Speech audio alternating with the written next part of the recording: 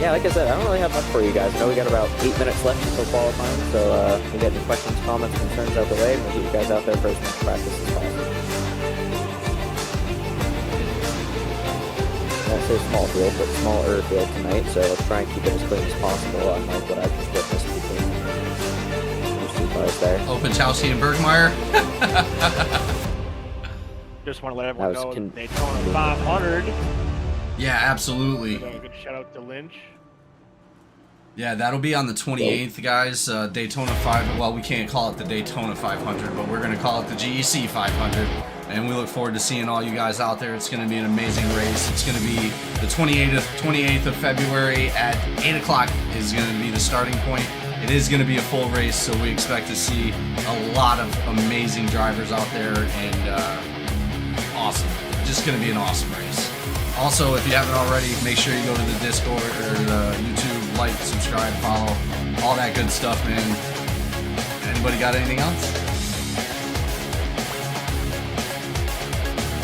Quiet drivers. Accordingly, can't win the race. You guys are wrecked.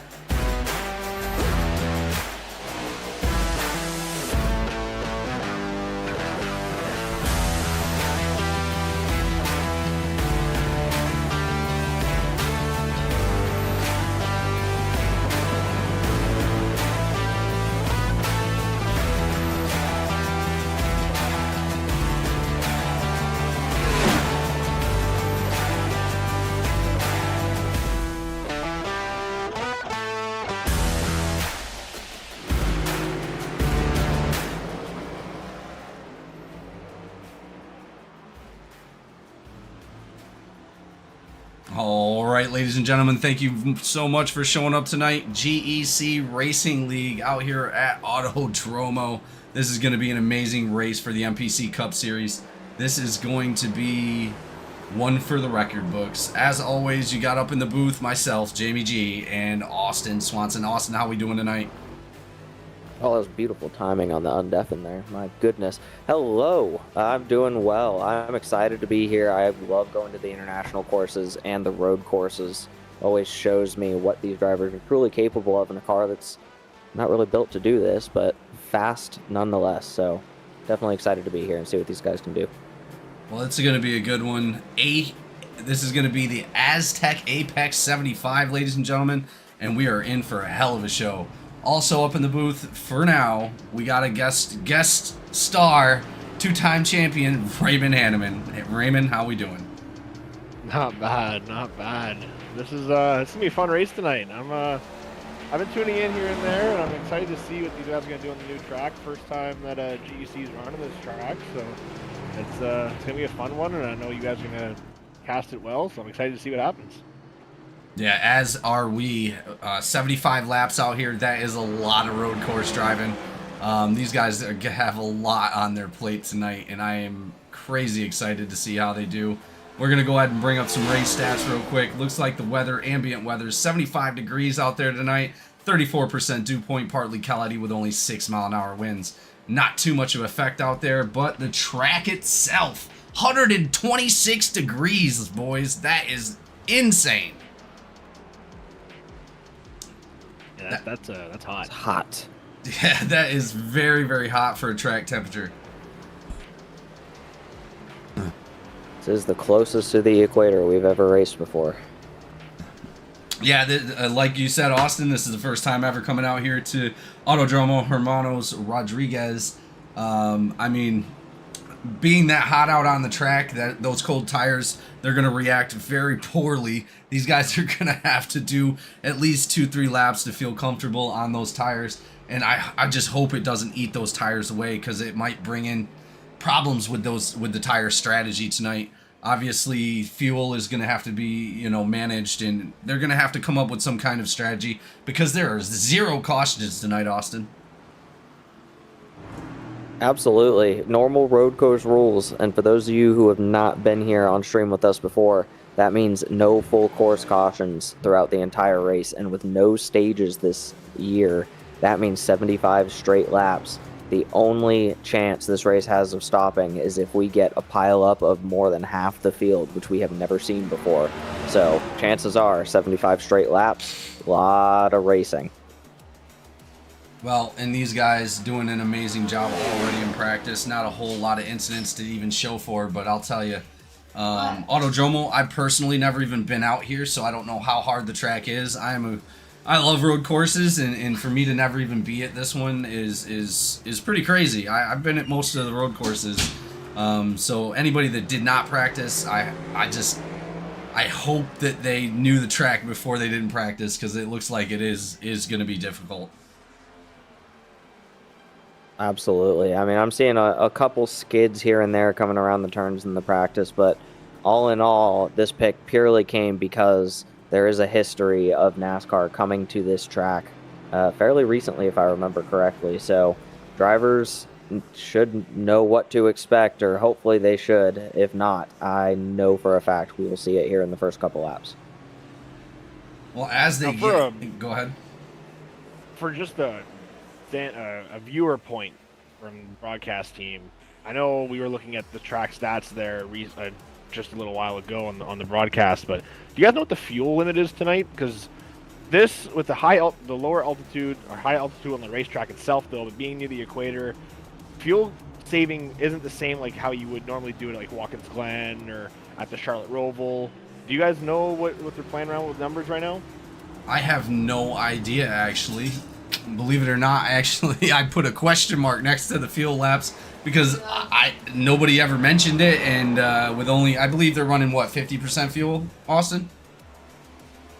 That is correct. 50% fuel and 5 total sets of tires. 5 sets of tires, man, devastating. But yeah, I could imagine they're probably going to get about 12, maybe 15 laps at the most, so about 12 to 15. But again, that's a good question. It's going to bring in a lot of strategy for the fuel saving. It's going to bring in, a lot of strategy for the tires as well. When are you going to change? When are you not?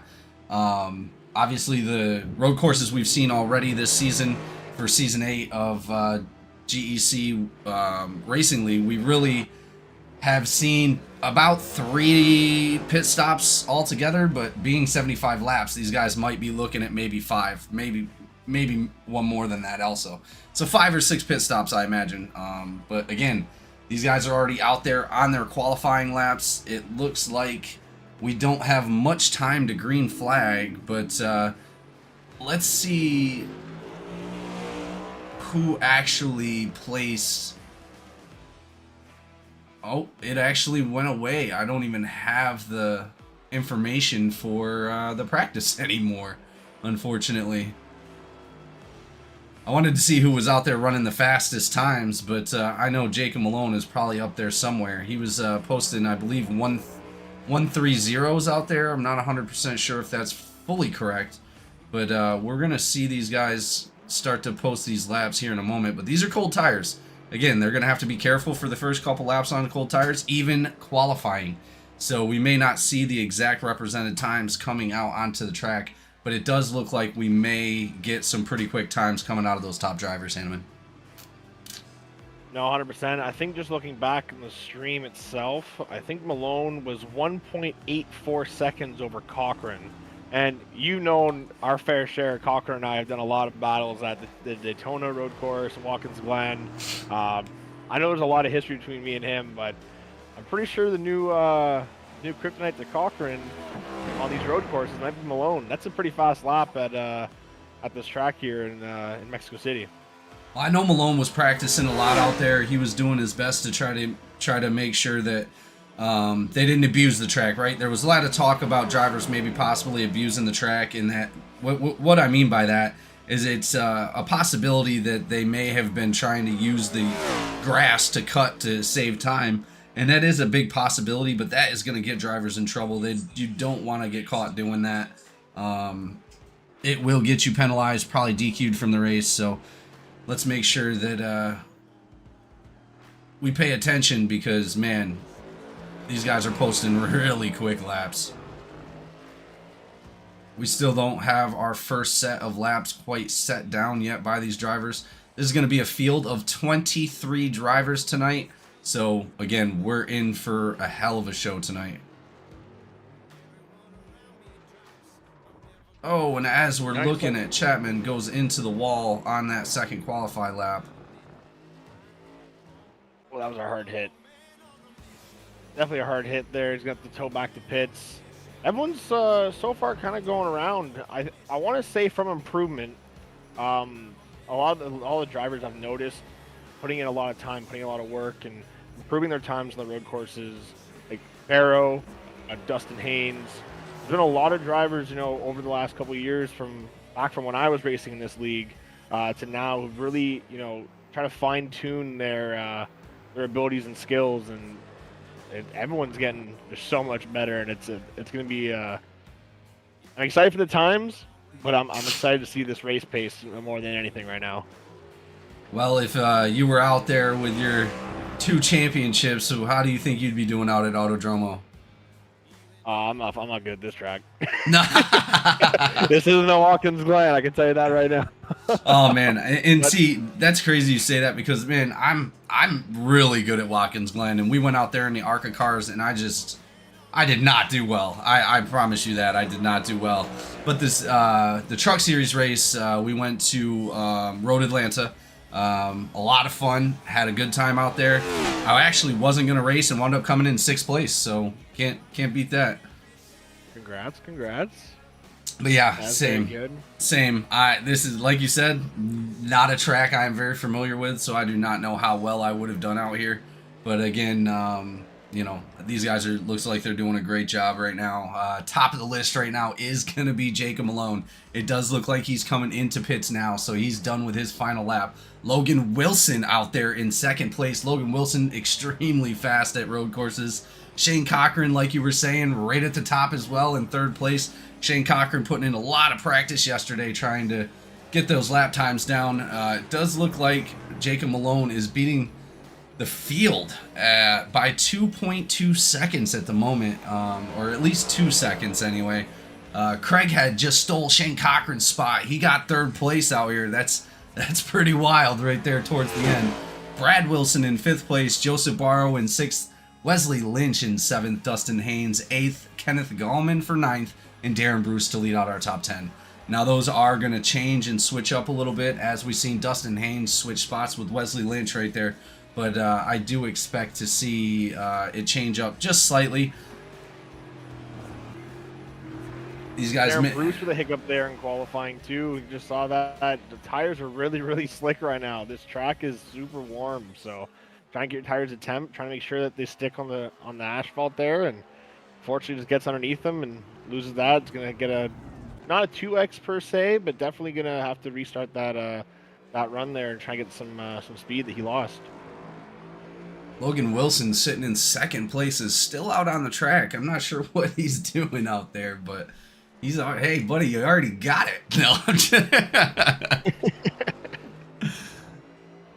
no. A lot of these drivers are just what I usually do when I wasn't 100% confident with the track, running extra laps. The tires don't carry over from qualifying unless that's changed for this year, but getting free laps, you've already set a lap, you've already solidified it. Now it's time to go out, and if you're not too comfortable with a certain turn, you'll go and practice it. Go run a different line on some other turns that you're already fast in, see if something works different. Race pace, dirty air, especially with the altitude on this track. The dirty air plays a little bit more of a factor compared to other tracks we've been at. It's going to be a bit of a different thought process coming into the track with all the turns we have as well. And passing zones aren't really there's not a lot of areas for good passing zones, I should say. I know one for turn 1 is really good, getting into that braking zone. But like your straight shoot to turn 4 is another good one. But into the small chicane they have here just after turn 1, your sweeping turn in turn 4 into turn 5, your S's in turn 7 and 8. I mean, you don't really have a lot of good running up spots unless you're right on someone's bumper and you get to that inside. But you over push that issue, then you're going to cause an incident on track, and you want to keep your car clean so you can be able to end the race, right? So everyone that they can get a little extra tenth here and there, it's going to be the best way for everyone to drive this track, and it's going to put on a good show for all of us tonight in the booth, and for all the viewers watching, of course. Absolutely, and just to talk about it one more time, the ambient air temp versus the track temp is a wild spread, Hanneman. I mean, it goes from 73 degrees as ambient air all the way to 124 degrees. We are almost doubling the ambient air temp on the track. That is mind-blowing, and especially is going to be a savage on those tires. I think the best thing for these drivers to do is, after the qualifying, making sure they're all ready to go. Once they're in that dirty air, I really hope people have the dirty air practice this week. Just making sure you're lifting early. It's one of the tricks that we use. We used a couple years ago, and we used, every race we do. You lift a little earlier, trail brake a little longer. You save a little bit of fuel at the same time you're doing it, and at the same time, you're also making sure that you're not going to overdrive a turn.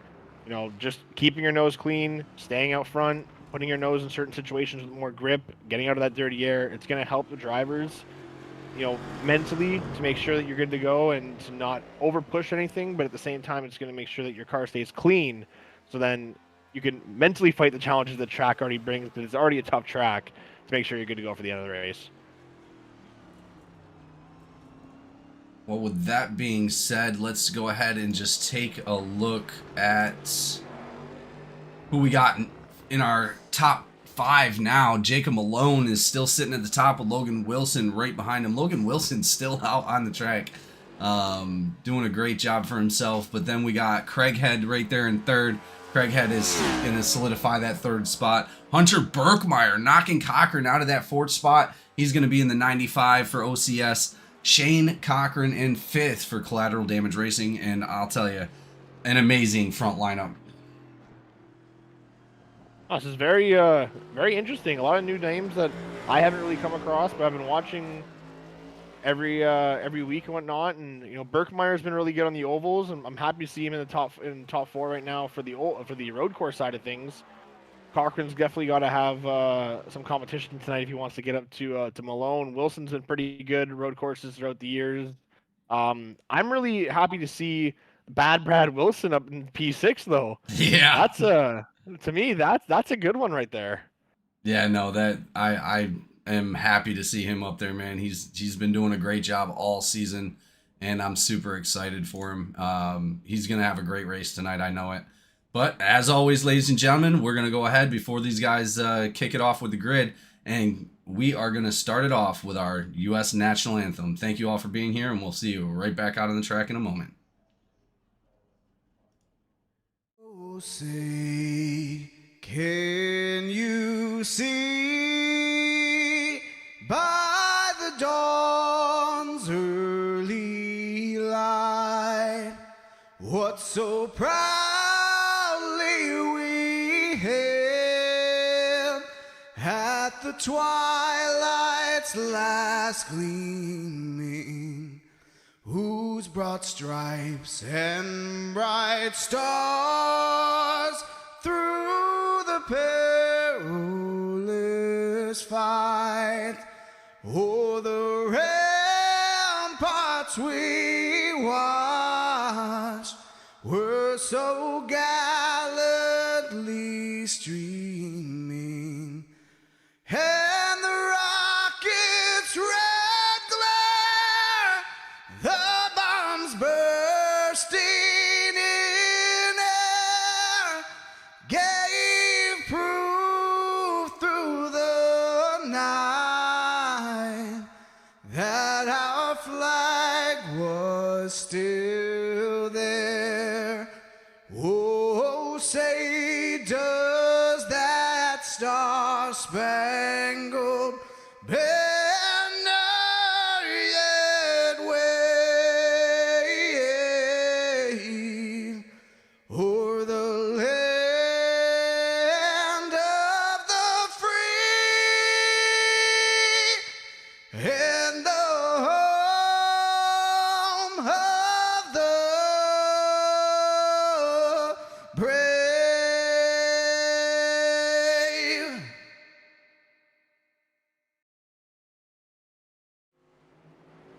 All right, ladies and gentlemen, as we get back out onto the track, we're going to go ahead and go over our lineup here. First row is going to be Jacob Malone and Logan Wilson. Second row is going to have Cameron Craighead and Hunter Berkmeyer. Third row, Shane Cochran and Bad Brad Wilson. Fourth row, Joseph Barrow and Josh McCabe. Fifth row is going to have Wesley Lynch in the 33 and Dustin Haynes in the 3. Sixth row, Jason McCabe and Kenneth Gallman. Seventh row is going to have Marino Jr. and Darian Bruce.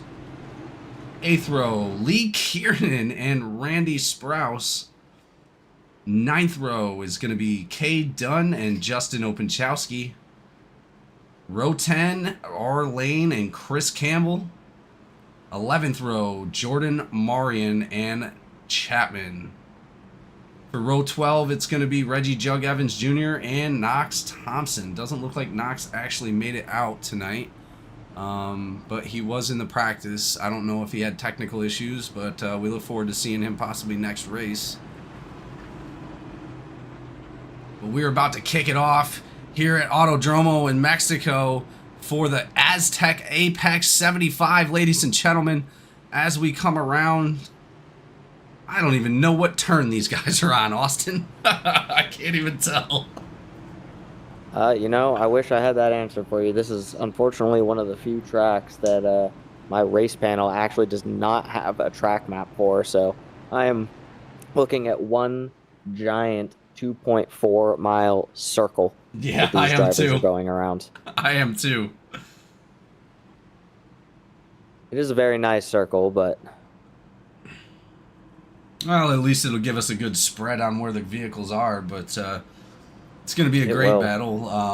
And as far as I know, as long as you let the race come to you, you're consistent, you're out there just running your own race, and you don't let the track actually get to you, starting up front is going to be a huge advantage. Here we come around the last couple corners to start this race. They're coming back around to the finish line. The pace car is going to dive off the track here in a second. There it goes. We're about to start this race, ladies and gentlemen.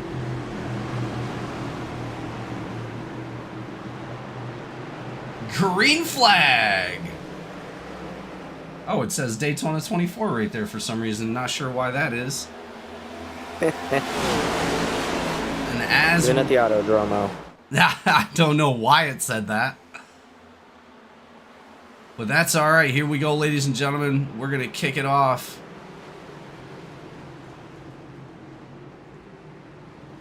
Great start by Jacob Malone. He's got 76 of Logan Wilson right behind him. Craighead right behind him. They're pretty close, but I'm going to guess that is going to fall off here soon. Especially with some of those times that Malone was putting down both in practice and qualifying. I am expecting him to get out to a lead here, and with no stages, he may just run this track on pit strategy alone, all on his own. Yeah, you could absolutely be right on that.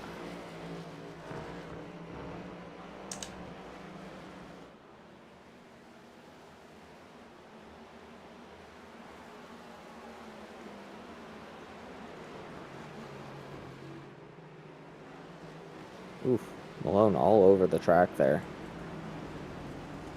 Still holding that lead. Yeah, and as we're seeing, he's already got a 1.2 second gap on second place of Logan Wilson. Let's go ahead and take a look elsewhere on the track.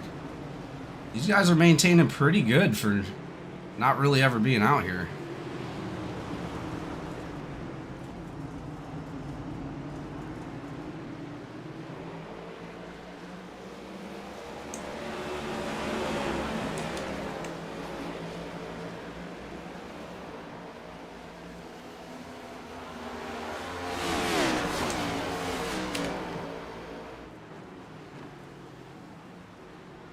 Oh, we do have Darren Bruce off the track, off to the right there. Getting a little bit of grass up under them tires. That is going to cause a little bit of an issue, but he should be able to hold on to it. Let's go ahead and check.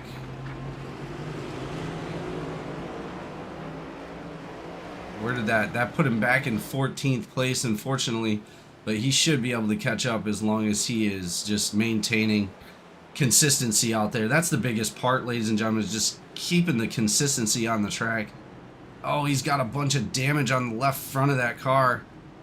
Oh, and the 33 of Wesley Lynch is around on the track. He's waiting to pull back out, trying to not mess anybody up. Let's take a look and see. Oh, he slowed a couple people down right there, but that's all right. No incident involved.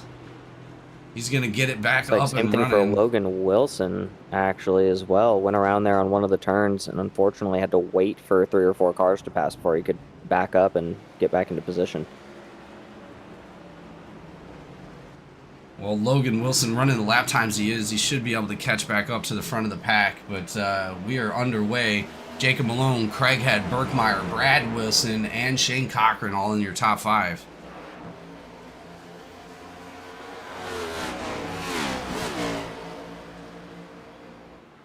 Definitely seeing some uneasiness from a lot of the drivers out here in some of these turns. Again, evident that maybe not as much practice out there for some of these drivers as we would hope to see, but overall, nothing terrible so far. Barrow, looks like Barrow's back there battling it out right now with Marino Jr. Barrow just got a little wide on that last turn. Haynes locking it up, coming in with the 36 of Campbell. Or, I said Campbell, McCabe. That's going to give the advantage to Marino. Marino going to be able to pass Joseph Barrow right there.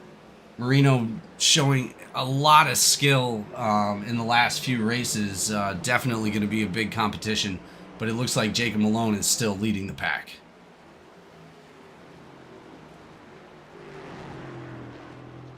Jacob Malone now 6 seconds in front of the second place of Cameron Craighead.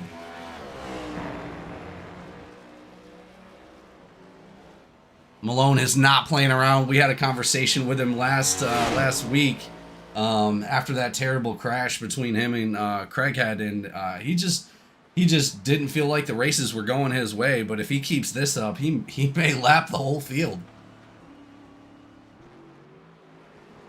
He's definitely going to have a field day. Malone, known for being good at the road courses. We only run one per year, but always excited when these come up. Well, and being last season's champion, this will be his first win of the year as well. He is definitely looking forward to being back in the winner's circle again.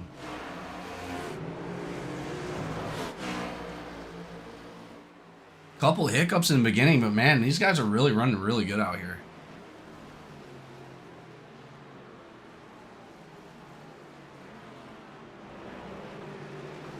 Especially Joseph Barrow, just killing it 7th place right now. We got bad Brad Wilson in 4th place still.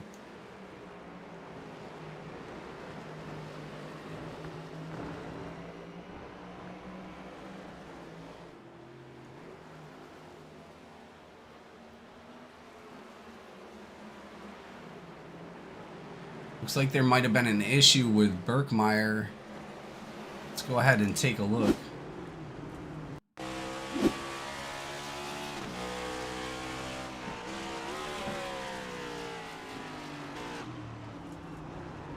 Oh, Berkmeyer just getting loose right there, unfortunately. Spinning that whole car around. He said screw it and just came all the way around with it. Good job, Berkmeyer. Great recovery on that. That was probably the best recovery we're going to see all night long. Wow. Good job.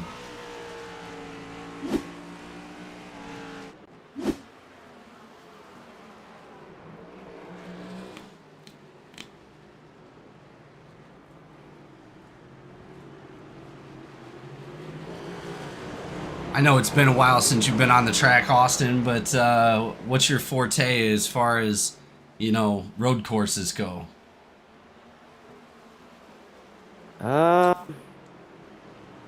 Not terrible. I mean, I have some of my favorites. I definitely am more of a fan of getting on the track in a road course than I am on any of the NASCAR tracks. I Really? need more than 4 left turns to keep me going in my life, but I definitely enjoy getting around a couple of the European tracks in the Porsche GT3. It's typically my car of choice. Not really any particular like favorite track, but definitely have a love for some of the European ones. And then Long Beach is probably also has to be on my top tier list. Growing up pretty close to it and getting to see some of the IndyCar races there.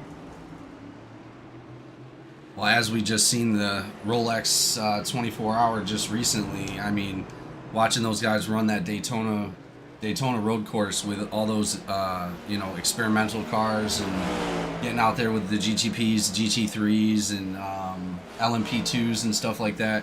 Just amazing watch. It was incredible this season, and especially for the guys that participated in the iRacing version of it. We went out there, we ran a car. It was a wild race, I'm not gonna lie. We wound up coming in 4th place, so super proud of our team for doing that.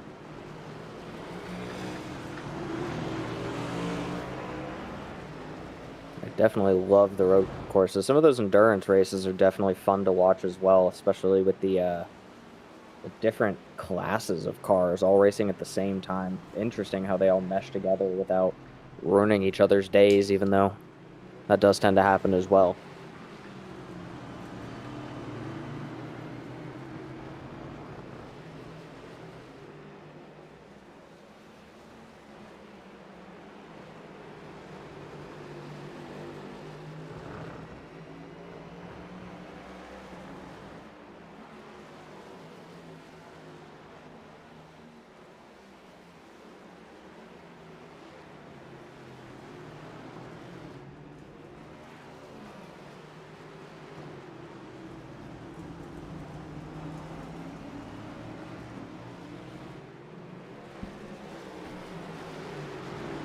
Just an incredible job by that number 48 getting out there and bringing himself up into the top 5. Marino Jr. passing a bunch of cars just a few seconds ago.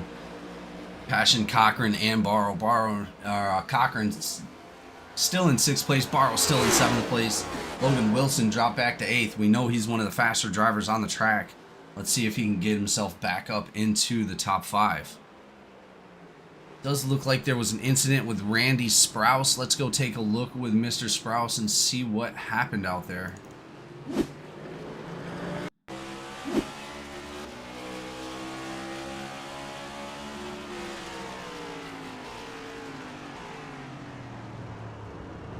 Just a little bit too much of braking right there, but doesn't look like too much recovery involved. Lynch flying around the corner, around the backside of him. Not causing any kind of incidents. Good job on the 17 by getting back into it. A little bit of a slow start on that restart for him, but he'll get back into it, I'm sure. Let's go back and take a look at Jacob Malone. Jacob Malone now 20 seconds ahead of our leaders. Looks like he's already passed a couple of cars. Kay Dunn in the 31, Justin Openchowski in the 96, Darren Bruce in the 39, and Reggie Jug Evans Jr. in that 93. It does look like we do have a car back into the pits. That is going to be C. Chapman of the 07. Not sure what's going on there. Might have some damage, but he's been sitting in there for a couple minutes now.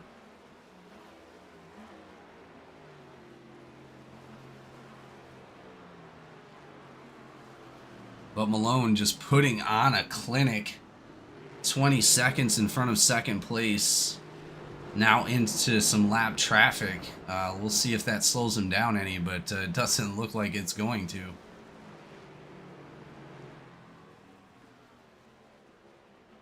As we switch over to Dustin Haynes. Dustin Haynes was sitting in 10th right there at the bottom of the top 10. Back over to Bad Brad Wilson. It does look like Openchowski has now went off track. And Lee Kiernan. Let's take a look.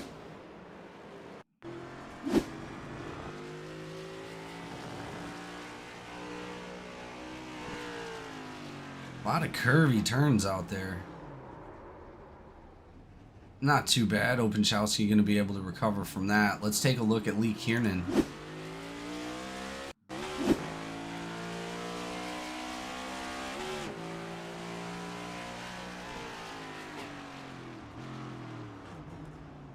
Ooh, Lee Kiernan just trying to avoid Reggie Evans Jr. right there in that number 93. Didn't actually fully go off track, but that's going to slow him down a bit. Lee Kiernan back in 17th at the moment. Brad Wilson up to 5th. Berkmeyer back up to 4th place. Berkmeyer had to have worked hard to get back up there. Joseph Barrow dropping back to 8th place, one spot below. Logan Wilson now taking that 7th spot. Logan Wilson going to be trying to chase down Brad Wilson.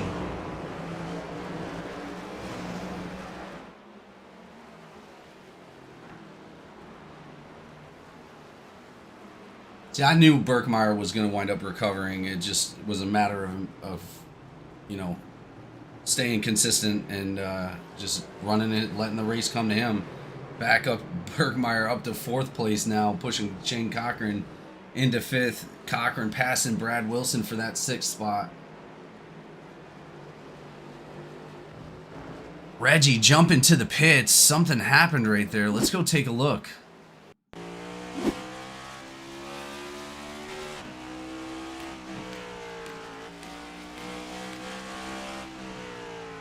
Oh no, oh no, oh no, oh no.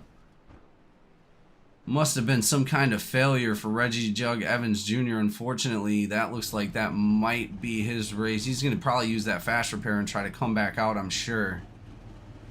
But that's 2 drivers now into pit lane.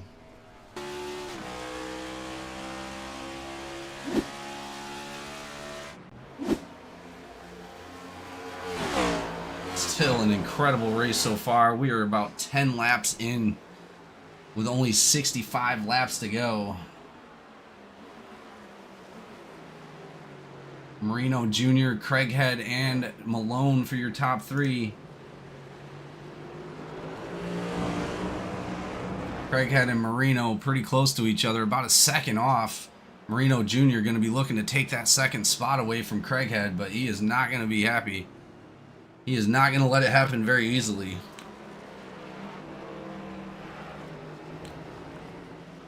When somebody's right there with you, Austin, it creates this type of pressure that you're not really paying attention to until somebody gets back there.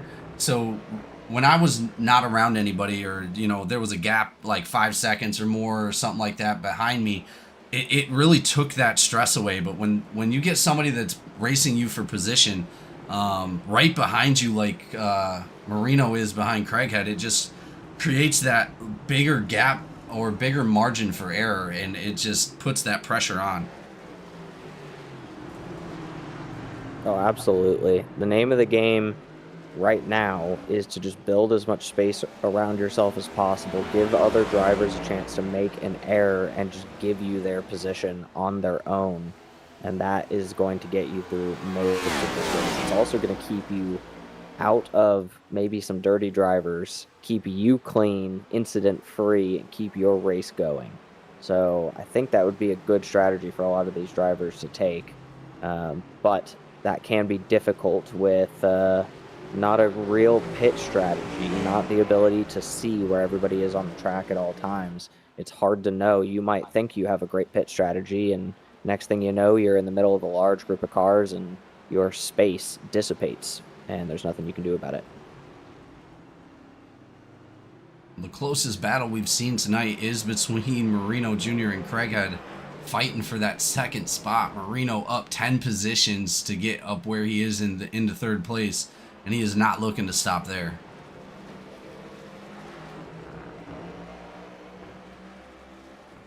Malone now 26 seconds ahead of the field. He is now lapped 6 cars, I believe. Seven cars. Kiernan, Marion, Dunn, Openchowski, Bruce, and Reggie Evans Jr.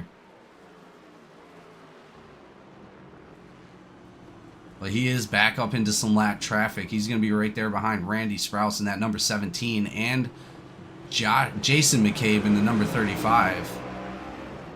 They are not wanting to go a lap down, but I don't think he's going to give him a choice. He's going to be right on the outside of Jason McCabe.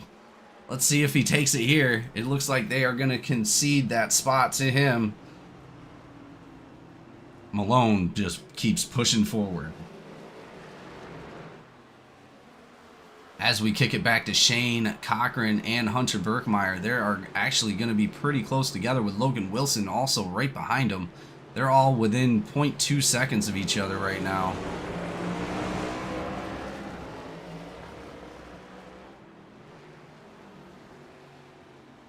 That is going to be another really close race.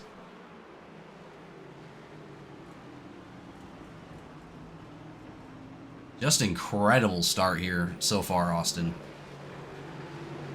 Yeah, not bad. A couple chimes up on the radio of people not able to make turns or things like that, but nothing super crazy so far. And it does look like the 76 of Logan Wilson is going to take Shane Cochran out of that top 5 from his 5th spot into 6th place.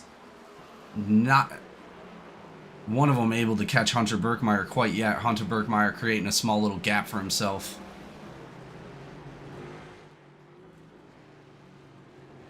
Malone now right behind Chris Campbell. When you're that car that's got the leader right behind him, you're like, oh no, I'm gonna be left. You know, there's a lot of pressure that involves with that as well. So it just comes down to, you know, just staying clean and not interrupting the line of the other driver, which it seems like Malone's doing a great job of.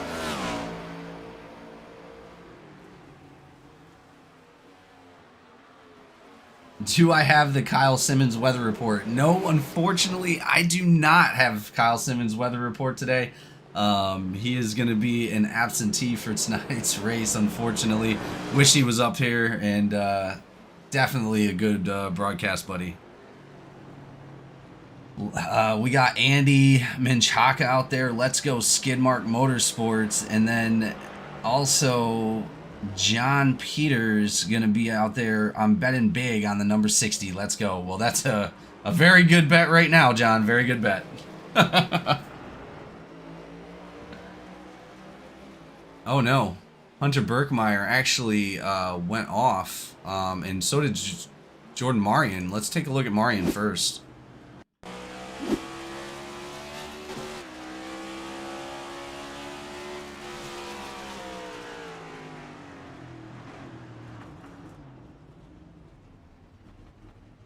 Marion has just had enough. He just did not want to continue to run it. Might have had some technical issues, possibly. Let's jump to Hunter Birkmeyer, which is up front.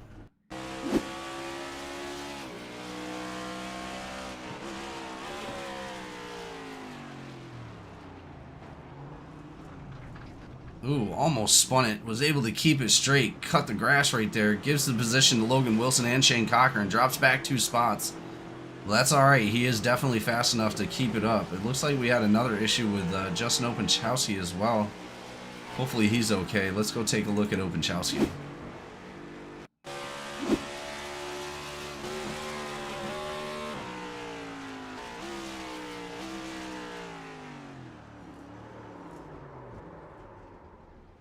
Just slightly going around right there. Openchowski able to recover pretty quickly. Wesley Lynch also in a little bit of trouble. Oh, it's Logan Wilson, or Wesley Lynch and Openchowski in a little bit of trouble. Oh no. Synchronized swimmers right there. They did the same thing in the same spot. Hopefully Lynch can get himself back around, get recovered, and get back out there. Let's go back to live. Does look like Hunter Birkmeyer was able to pass. Wait, Logan Wilson dropped back. Logan Wilson entering pit lane is what happened. And Logan Wilson left pit lane, so we must start to see our first round of green flag pit stops.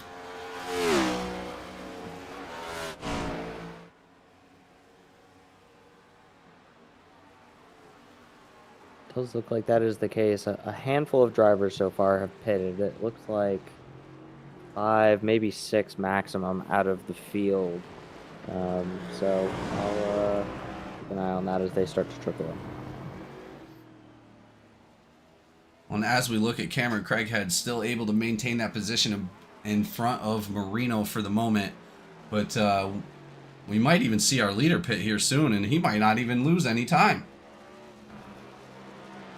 He's up 30 seconds on our drivers right now. Almost 31.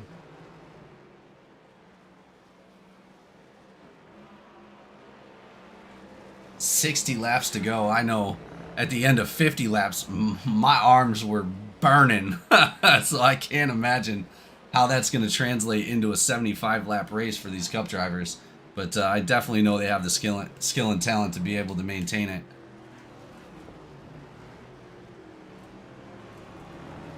Great corners by Cameron Craighead. Doing a great job out there. Craighead with his first win this season already in the books. I think it was the 3rd race he actually won at. I'm pretty sure it was the 3rd race. That was at, yeah, Las Vegas. I believe he won at Las Vegas. Next week is going to be Richmond, so that's going to be an amazing race. There's 200 laps around Richmond, so they're definitely in for it. Craighead actually temporarily taking that first position as Malone is in the pits. Malone now out of the pits has taken his first pit stop. Craighead still has not stopped. Oh, Craighead was able to pass Malone on that last pit stop, but he is, like you said, going to have to come into the pits. He's going to be right there behind Justin Openchowski, diving down low right there, able to take that away from Openchowski. Openchowski going to be another lap down, unfortunately. I feel it. Oh, I was the same way at Watkins Glen in the developed series in those ARCA cars, man. It was hard to get away from it. Really, really was.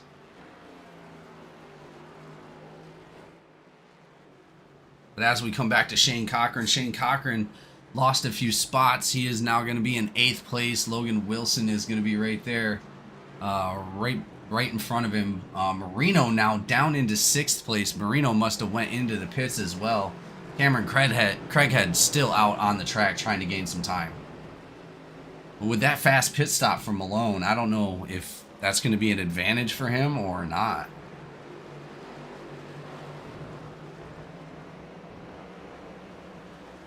Craighead now down into pit lane. It looks like he was coming into pit lane.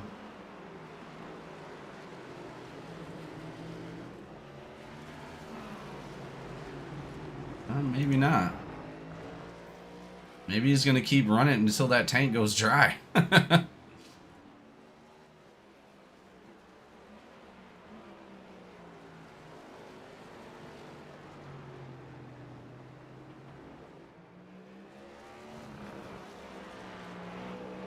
Incredible racing so far, Austin. Just a little under 20 laps into this race, and I'll tell you, these guys have been doing an incredible job just keeping it on the track so far.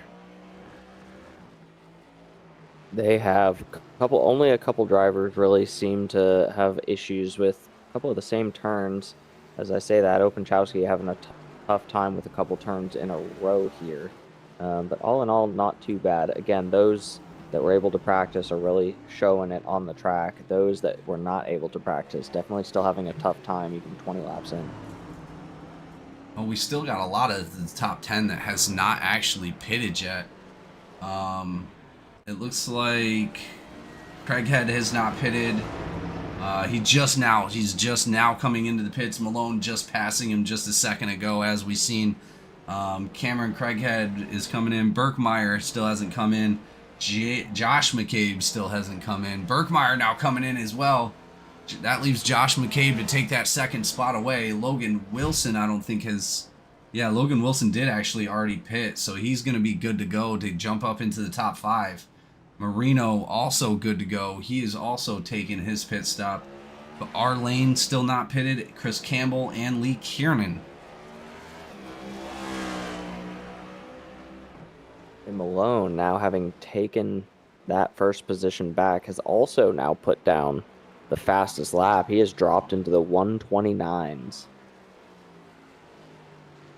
Wow, incredible time by Malone there, almost 3 seconds in front of the field. The only person that came into pits so far that didn't change all 4 tires is going to be Craighead. But Josh McCabe not changing any tires. Our lane, oh wait, no, they are changing tires, 2 tires each. So it's going to be Craighead and Josh McCabe only taking 2 tires. Everybody else, all 4.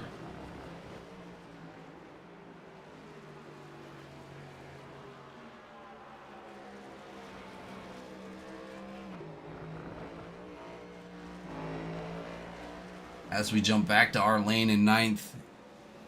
Oh, immediately switching over to 4th place with Marino Jr. battling it out right there with the number 76 of Logan Wilson. That's going to be a close battle for 3rd place. Let's see if Marino can get that spot back, but Logan Wilson incredibly fast at road courses. Very consistent as well. Craighead able to shave some of that time off. He's now 10 seconds ahead of 3rd place. But Malone is also still 35 seconds in front of Craighead.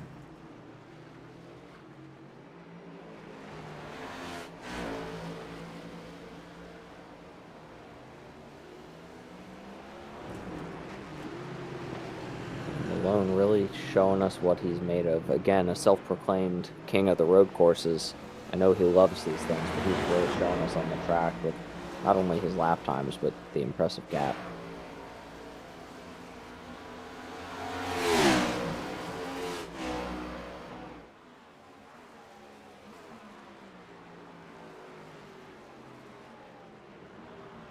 Yeah, at that kind of rate, man, he really might lap the whole field.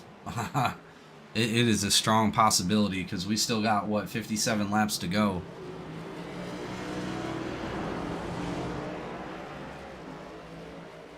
Man, that is a long time to be out there behind the wheel, I'll tell you.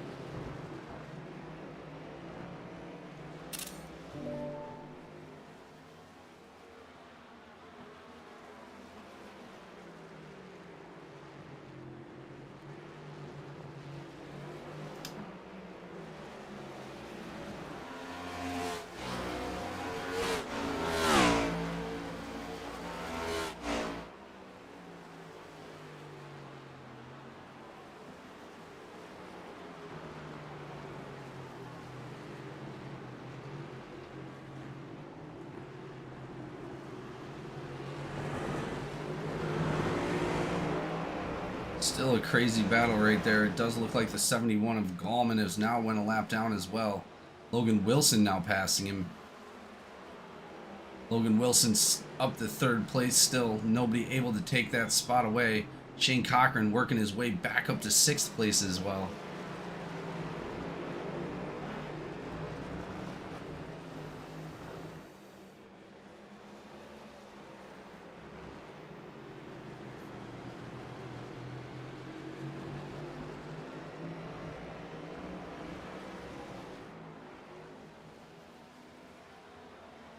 Jordan Marion and Chapman and Reggie Jug Evans Jr. still all in the pits.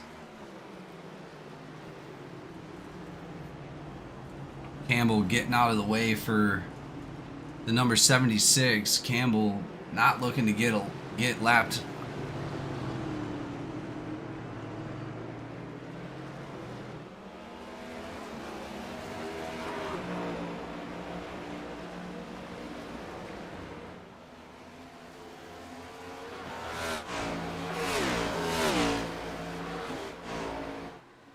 After that first set of pit stops, we'll go over our top 5 real quick. It does look like Campbell did wind up getting lapped.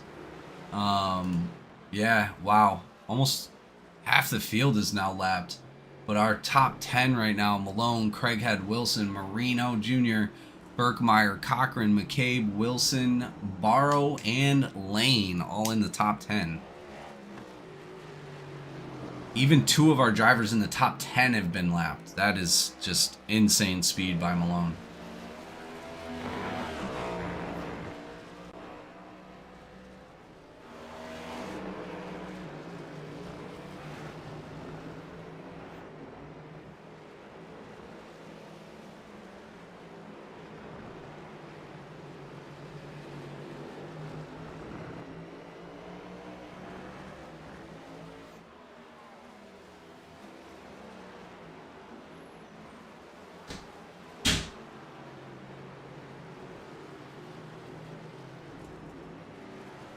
This race definitely a lot longer than I expected. These lap times of 1 minute and 30 seconds each.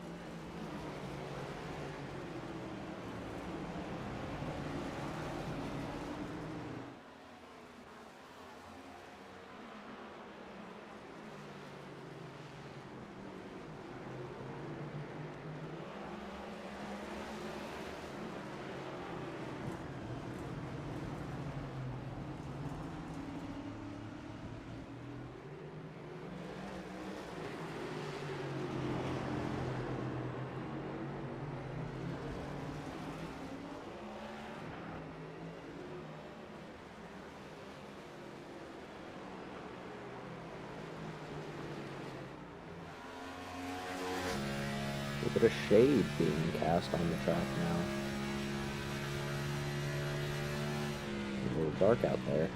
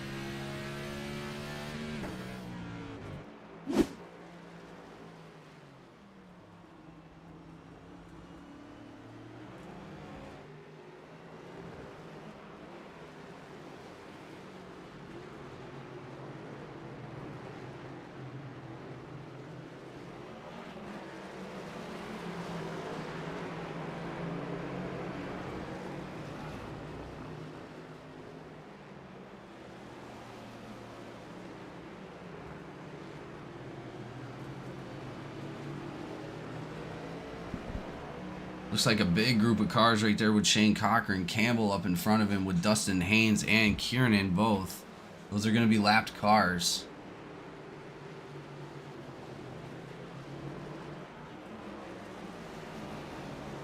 Shane Cochran up to 6th place, still not letting anybody get in his way. Right there behind Chris Campbell, or William Campbell, I should say.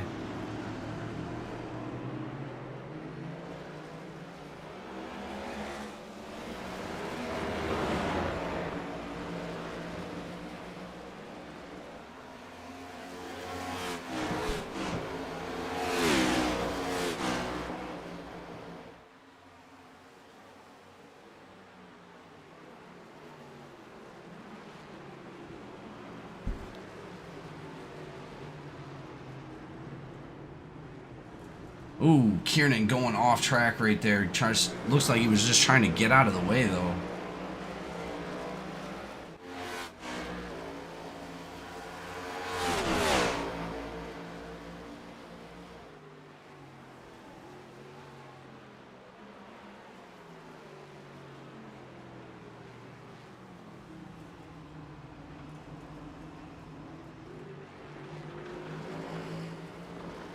Once again, ladies and gentlemen, thank you all for being here. Thank you for showing up for this amazing race for the Aztec Apex 75 here at Autodromo. We'll be right back after these commercial messages. Enjoy the new video.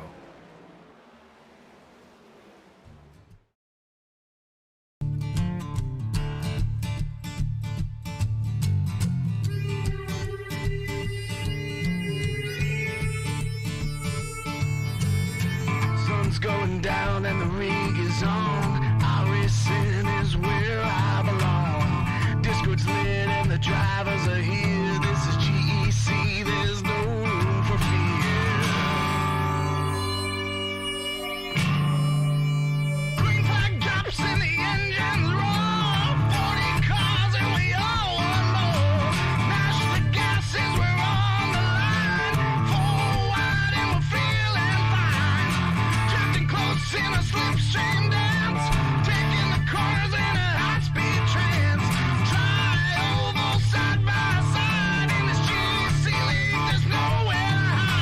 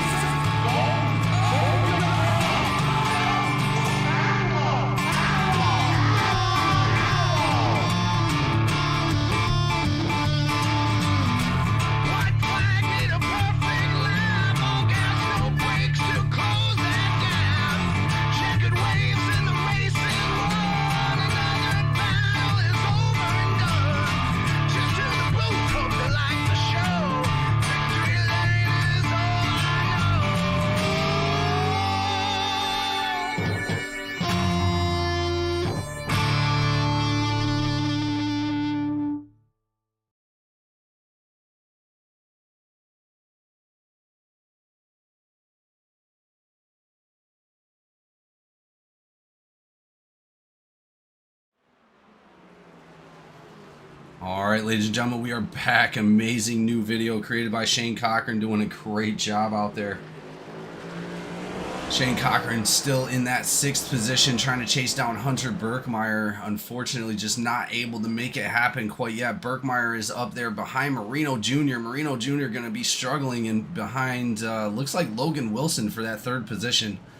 Craighead still about 7 seconds ahead, but that leaves Malone now 45 seconds ahead of everybody else. Just crazy how much speed this kid has. Did you expect this kind of dominance from Malone coming out here tonight, Austin?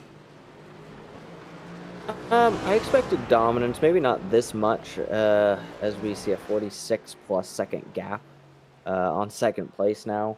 I definitely saw some dominance coming. Again, I know he talks week in, week out about his love for road courses. And last year, even with him winning the championship, he won a lot of races, but the one standout performance he had even last year was the road course, where he almost lapped the entire field. So I won't say completely unexpected, but definitely not what I was expecting this early in the race. Yeah, me either. I mean, we're not even halfway through the race yet. 26 laps in. We got about 49 laps to go, which is actually the length of our development series road course at Watkins and the truck series road course at Road Atlanta last week. Was it last week? It was last week. I know these drivers are going through it, man. I really do.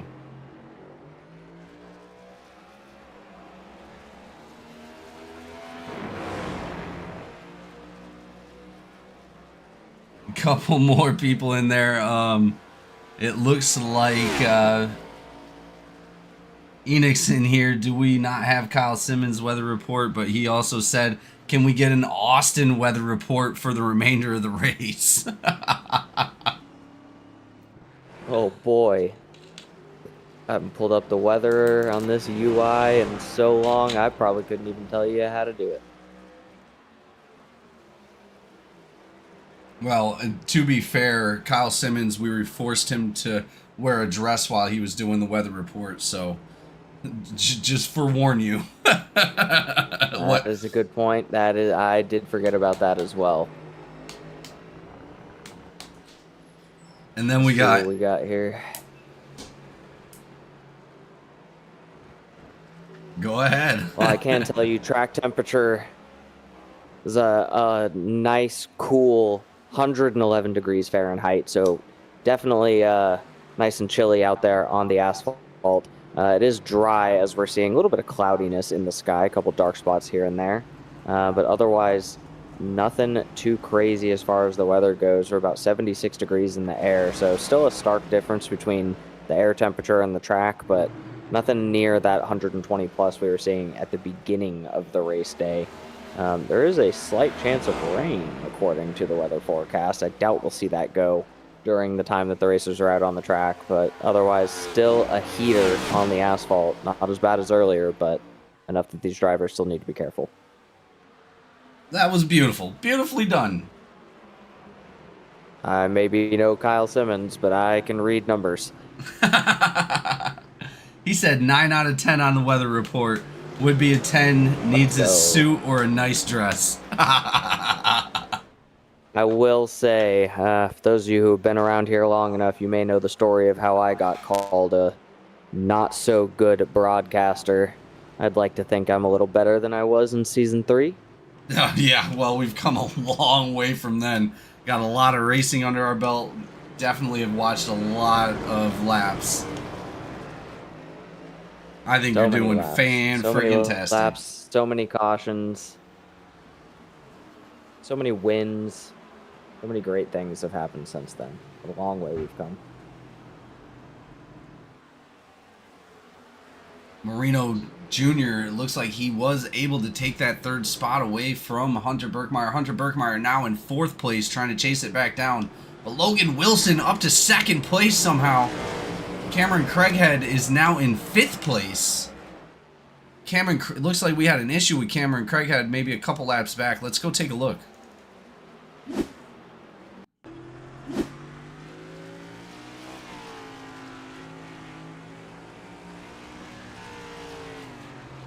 Oh no, Craighead just getting sideways on the track right there.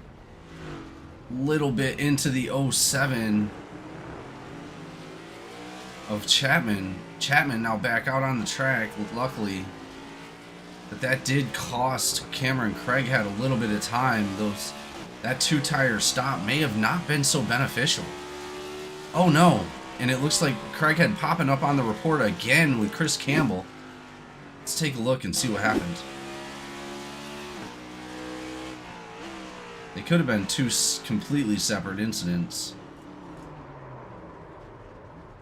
Oh, Craighead just gets sideways and around the same part of the track. Still able to maintain it though. Cameron Craighead still in that 5th spot, but it does look like he did come down into pit lane. Let's go take a look. Yeah, he's coming down right now into pit lane. Or no, he's coming out. No, he is going in. Getting a little bit of that damage fixed. It looks like he may have used a fast repair. I don't know if I would have done that, but if that was causing his spin outs right there, I mean, I would have definitely did it if it had wheel damage in it. Not great for Cameron Craighead, but it looks like he only dropped one spot coming into the pits. He's now into 6th place. Shane Cochran now up to 5th.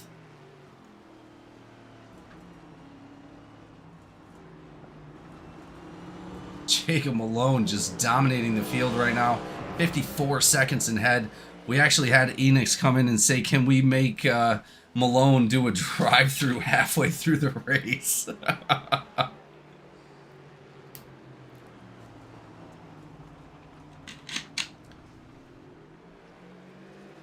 As Malone gets around the 30, or the number 3 of Dustin Haynes with a successful pass.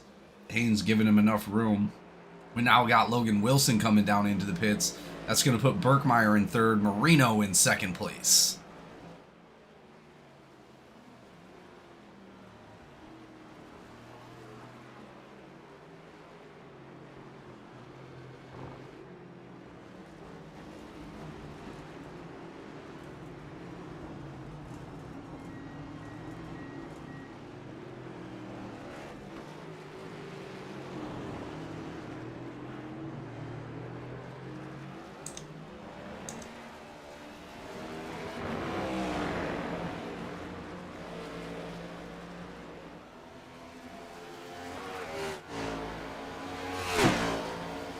Also, Austin, looking forward to the 500.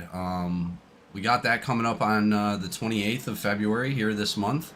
At the end of the month, around 8 p.m., we're going to have a full-length GEC 500 at Daytona. So that's going to be really, really interesting to see what drivers come out there and show off. Obviously, there's not going to be a huge gap like we see tonight, but man, I'm really excited to see who all shows up for that. Yeah, I'm excited about that. Wesley Lynch done a great job trying to get a lot of that together. He's been forwarding me all kinds of crazy graphics and promotions for it. I'm excited to race control. Been a while since I've done an outside of league event with the league, but always happy to show up to events like that. And it's always a good time throwing together drivers from all the different leagues, all the different series, into one big event where we can all have some fun, show each other what we're made of, and see somebody new win, hopefully. Yeah, a lot of the time, that's where we're going to see the new winners. Maybe the people that just coming into the series or just coming into the league, making a name for themselves, and that's the best place to do it because there is a trophy on the line. Malone now coming down into pit lane. There we go. With the gap he has, there's a solid chance he can get in and out of pits and still hold on to his position. Oh, easily. I don't see it being a problem whatsoever. Generally, the pit stops are like 20 seconds in and out most of the time. Shane Cochran now coming around. He's going to be passing Malone.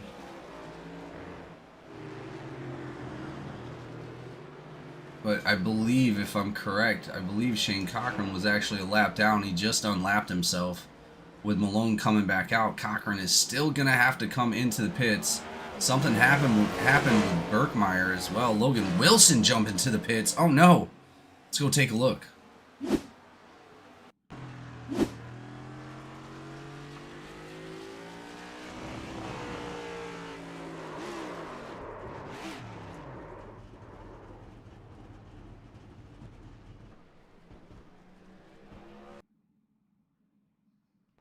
Logan Wilson, one of our faster drivers tonight. And he's doing everything he can. Crazy as it sounds, though, only the top 4 drivers are on the lead lap. Position 5 and back are all at a minimum of 1 lap down.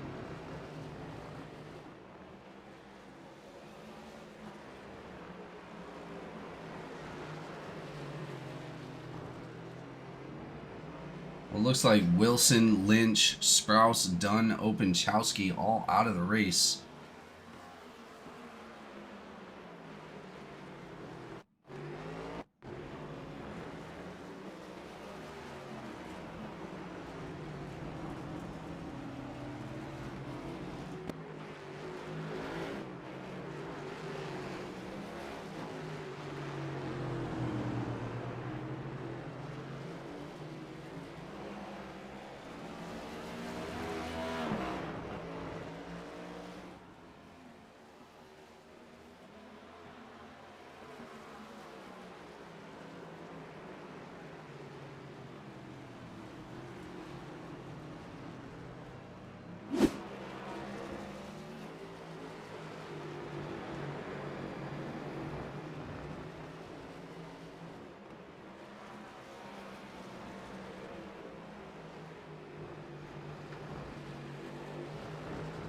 We're getting pretty close to this race being halfway over, and just great job by the drivers that are still out there.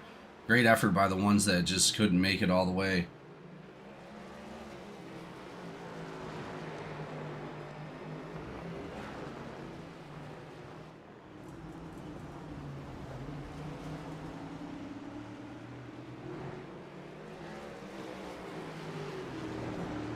Quite a few drivers showing out of this race already. It looks like Evans, Openchowski, Dunn, Lynch, Strauss, and Wilson are all disconnected at this point.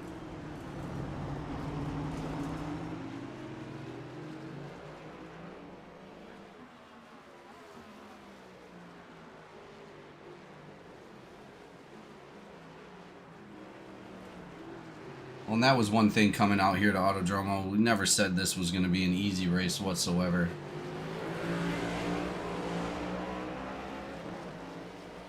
Not at all. What's crazy to me, though, some of these drivers listed as out are also showing they did not even use a fast repair.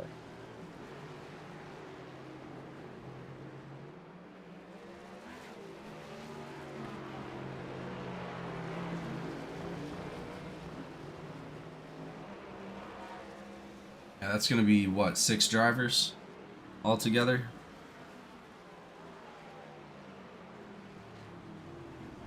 Showing, yep, looks like 6 drivers.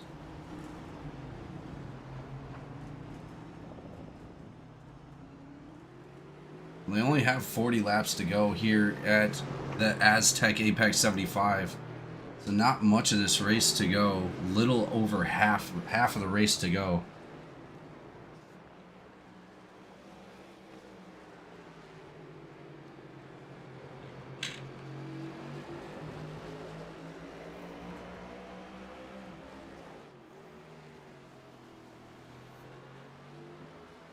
Incident with Joseph Barrow back in 10th. Let's go take a look.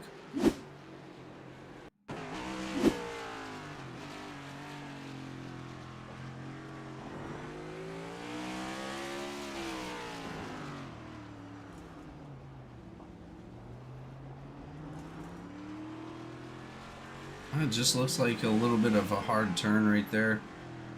I don't see any real issues with what Barrow just did.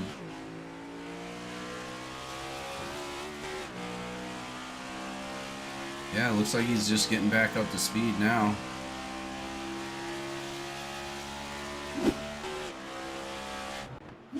Nothing crazy insane.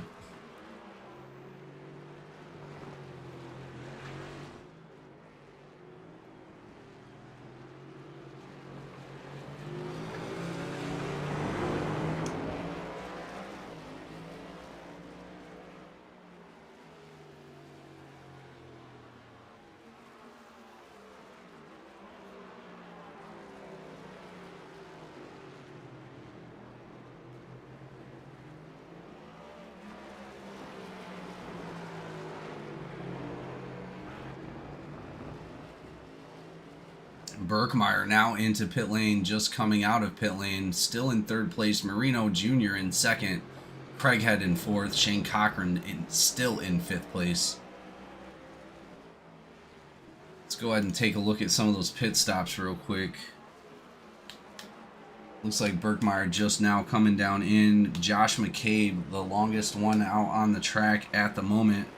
Last stop with only 2 tires. You know he's got to be feeling that. Everybody else taking 4 tires to come back out, it looks like. Dustin Haynes now down into the pit lane.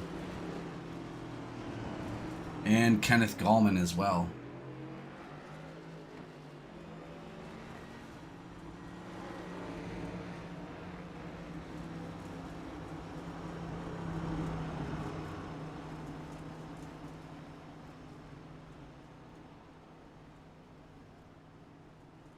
Let's take a look and see who's got the fastest laps on the track.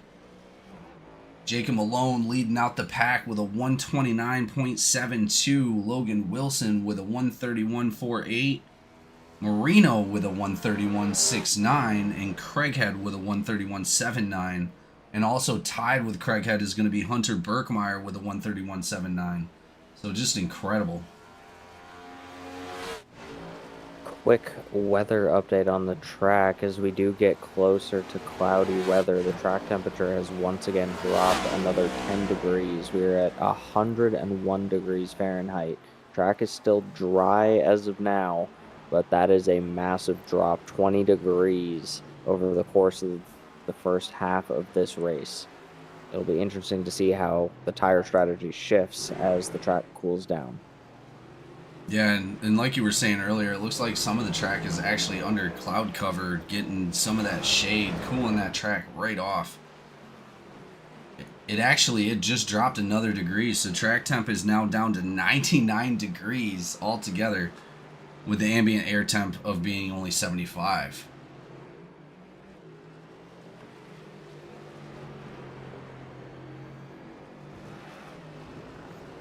I definitely feel like there will still be some warm versus cold spots. Going to throw a curveball at a lot of these drivers, as half the track seems to be covered in clouds, the other half not so much. So that track reading may not even be entirely accurate, as you could have some very cold spots versus some very warm spots. Well, Enix in the chat says an update on the weather report. Austin's doing good so far. Went up from a 9 out of 10 to a 9.5 out of 10. Good job, Austin. Let's go.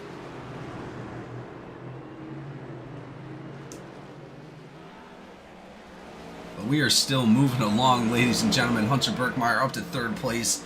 Cameron Craighead in 4th place, still trying to fight his way up towards the front. Jacob Malone now 1 whole minute in front of the field. Marino Jr. in 2nd place. Marino Jr. catching up to that 2 car right there. That's going to be our lane.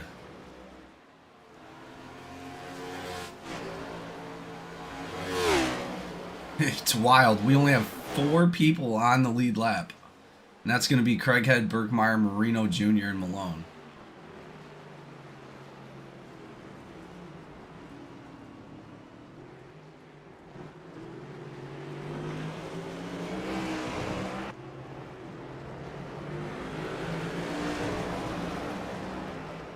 Dustin Haynes coming in with a meatball flag, unfortunately. Jumping to the pits. Let's see what happened.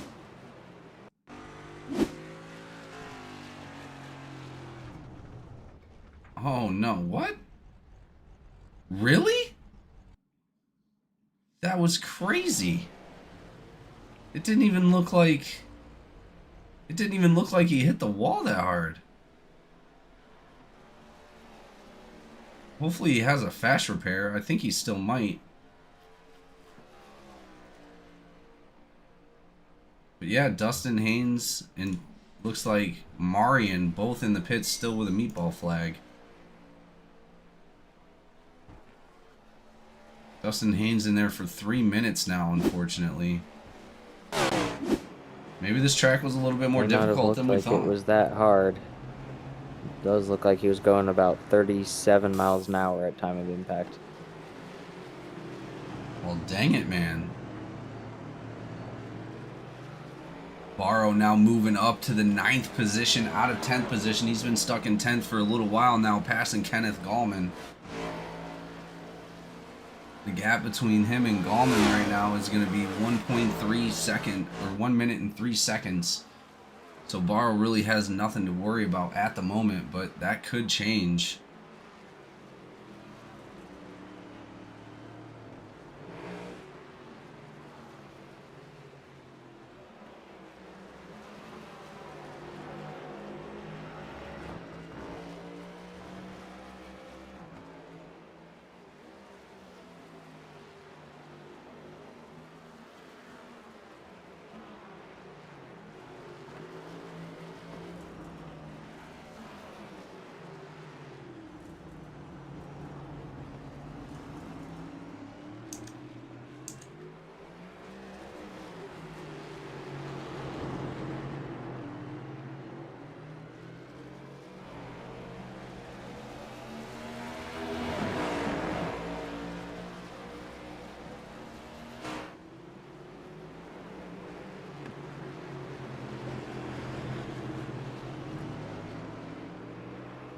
Dustin Haynes jumping into the chat. 3 car down, no fast repair. Another week heartbreak. Another week, another heartbreak, he says. Damn, Dustin, we are terribly sorry to see you out of the race, buddy.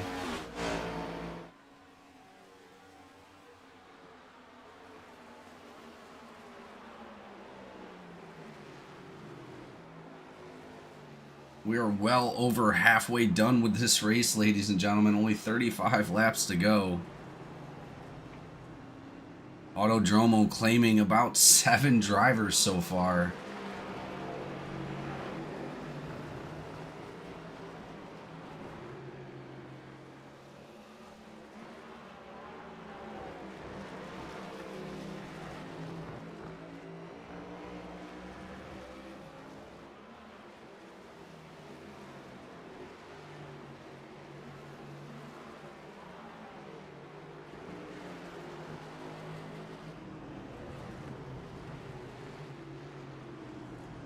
Cameron Craighead not wasting any time, jumping up in front of Berkmeyer, up into second place.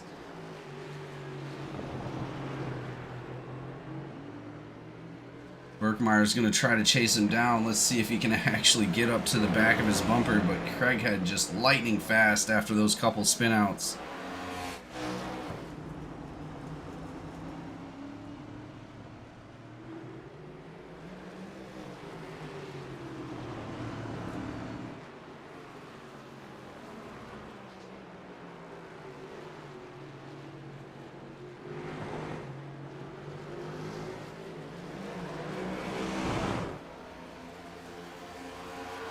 Berkmeyer not letting him get away. Right on the back of Craighead. Looks like that is Shane Cochran right behind Brad Wilson.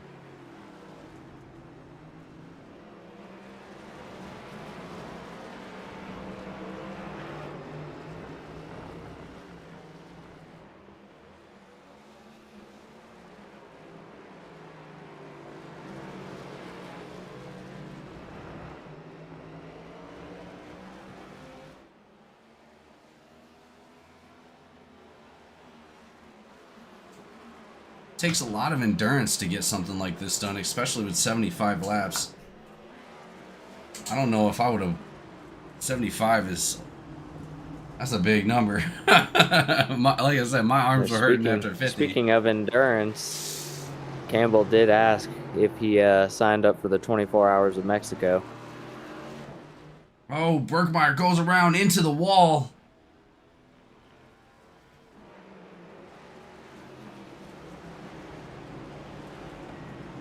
That's going to give the advantage to Cameron Craighead. Looks like Berkmeyer coming down into pit lane a little bit earlier than maybe what he wanted to.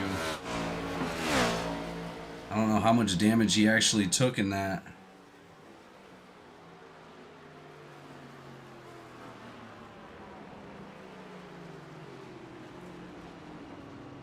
Couple of drivers definitely feeling the length of the race. I have gone ahead and given them a little bit of RTC freedom so they can chat it up and not be so quiet.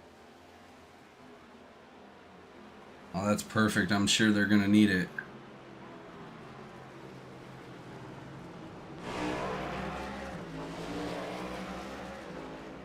It's just a difficult race for a lot of the drivers. I mean, I know when we were doing the 24-hour, just staying focused and listening to the chatter that was in the Discord with us and just paying attention to, you know, being consistent all the way around the track was my biggest thing. Because we were running about, I want to say about 2-hour stints each. It was an incredible race. It just took a lot of effort to be able to stay out there that long. But these guys are doing a great job of it.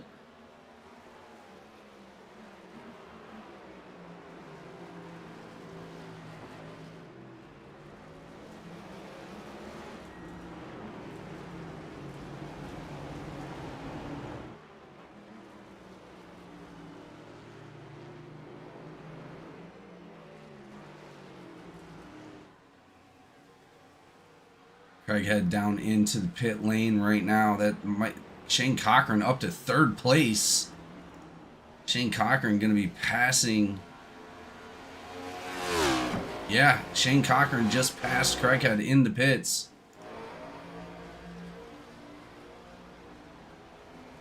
Shane Cochran up to second.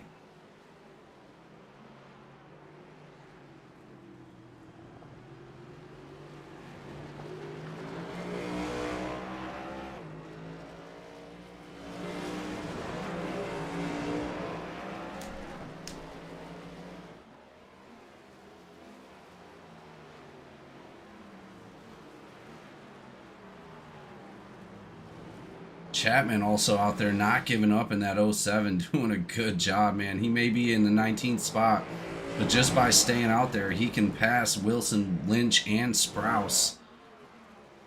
I see it happening before the end of the race, definitely. He could be up in the 16th before he actually finishes the race. Oh, and Dusty Haynes, so he might even be in 15th because Haynes, unfortunately, is now out of the race.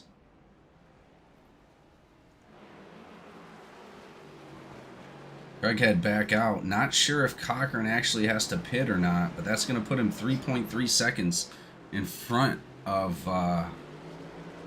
Marino. Wait, I thought Craighead was right there, but it looks like Marino Jr. is the one that's going to be behind Cochran. And yes, it is official. Malone has lapped the entire field.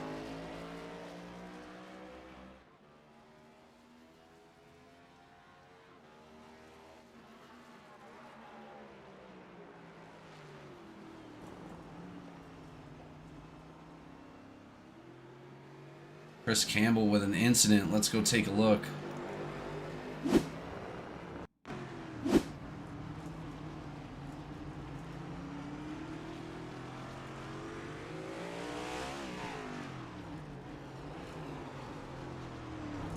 I'm just locking it up a little bit. Lee Kiernan sitting right behind him. Kiernan able to take that position away from Campbell.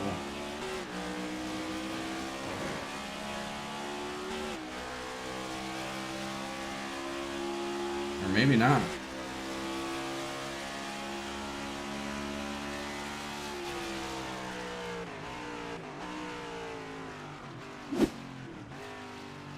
Looks like he got in front of him, but didn't actually take that position away.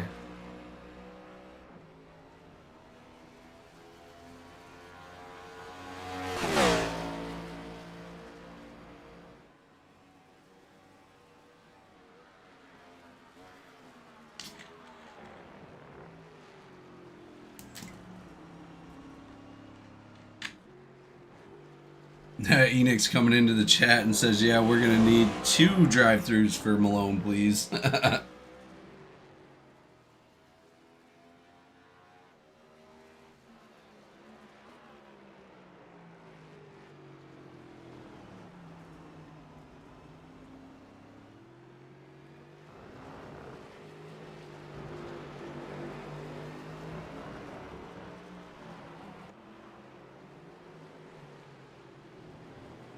Berkmeyer still chipping away at that lead of Shane Cochran up in front of him in second place. Marino is going to be in third. Berkmeyer in fourth.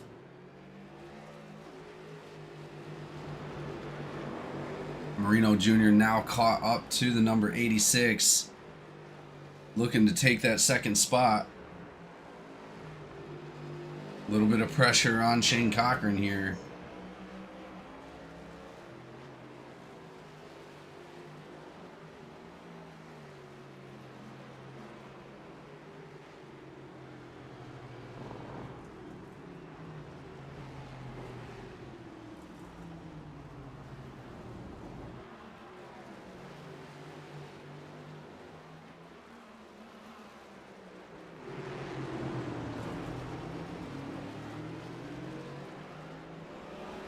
Shane Cochran down into pit lane.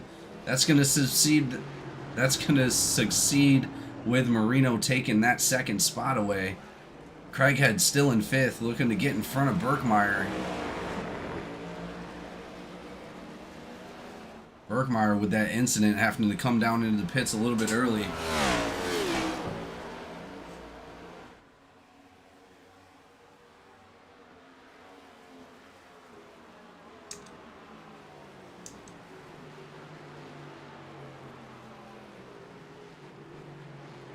About 40 minutes left in this race.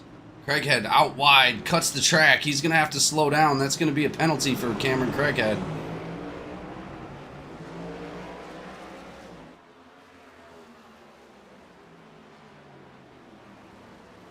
Malone looking to lap the field again.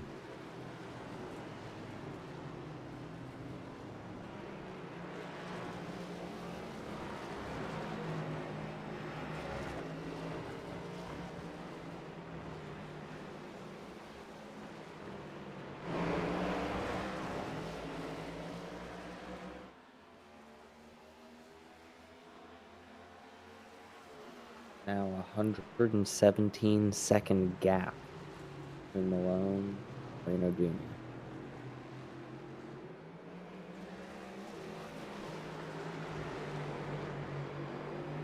Jr.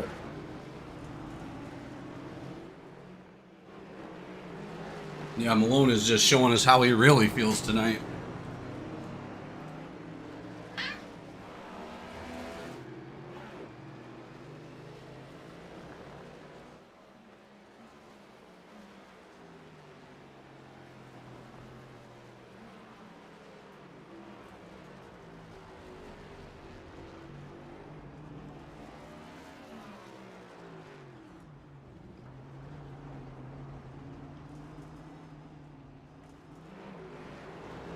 Issue with Kiernan on that last stint. Let's take a look at that real quick.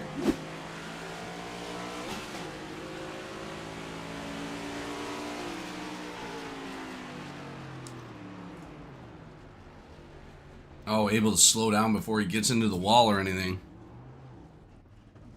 Good job, Kiernan.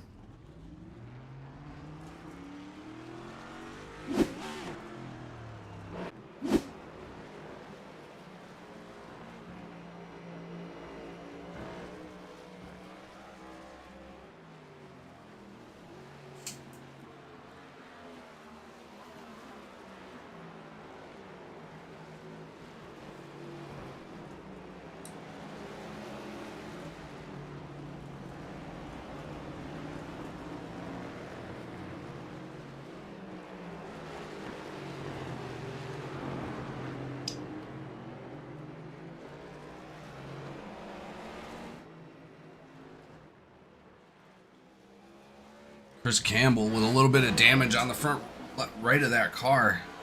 Hopefully that's not any wheel damage that he has to worry about.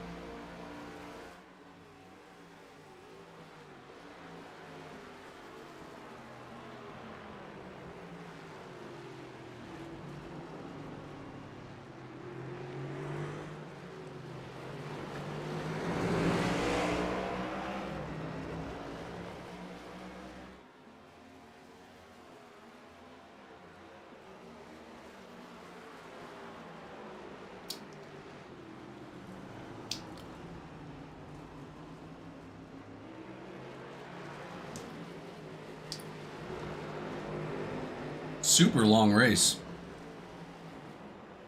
This is a super long race.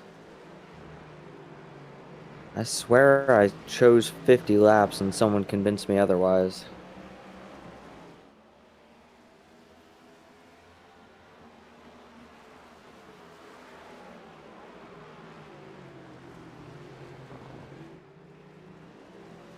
It wasn't me. Definitely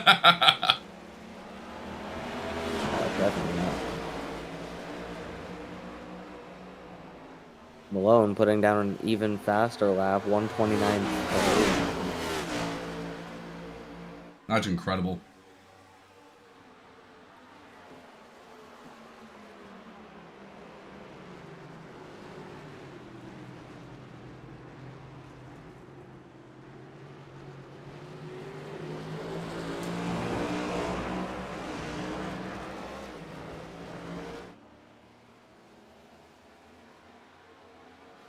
How long is this track? 2.44 miles, I believe.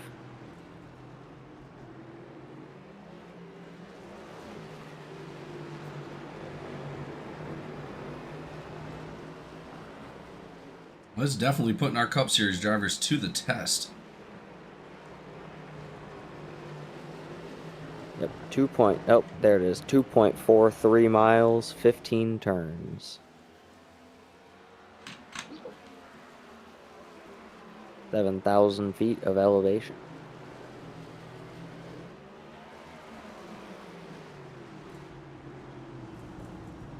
Track temperature slowly rising, 104 degrees.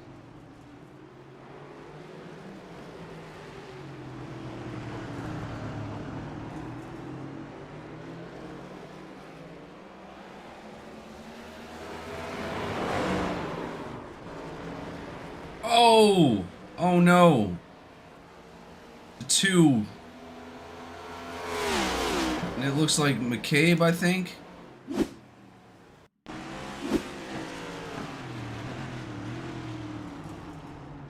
No, that looks like Marino.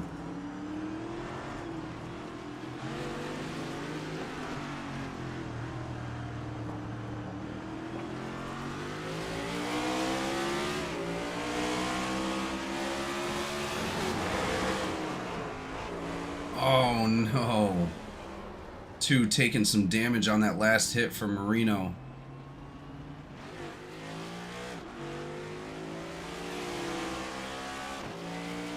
He is not going to be happy about that. R Lane in the 7th spot. Joseph Barrow now in 8th, coming down into pit lane. I know these cars are sick of seeing Jacob Malone come by. Oh, I would be too. Looks like he was able to sneak a pit in there. He is now only 84.7 seconds ahead of second place. Well, it also looks like But that is growing. R Lane was able to maintain. I'm not sure how much damage he actually caught off that high-speed crash into that inside wall off the front stretch, but he's still out there. Didn't look like much. I'm gonna get a closer look at his vehicle, but from the blimp cam at least, I don't see anything major to his car. Maybe a scuff. It's like a little bit of front left damage, if anything, but I don't see anything crazy. Doesn't look like any wheel damage. No steering issues. Is he still sitting on a fast repair? Because he's in right now. Let's see. He has used his fast repair, so whatever damages he's fixing, which it looks like he's already fixed the cosmetics at least, he might be good to go. He might have just used it, though, before you looked. Yeah, because he's out. He must have just used it. Yeah, I don't see any more damage on that car. Good for him.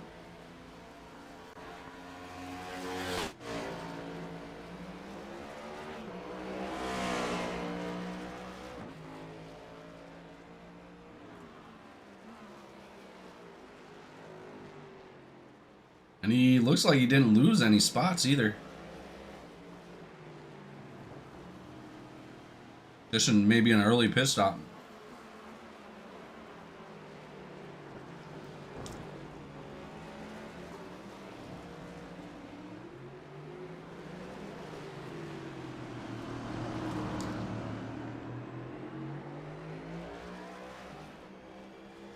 Man, I don't know. It looks like Malone might have lost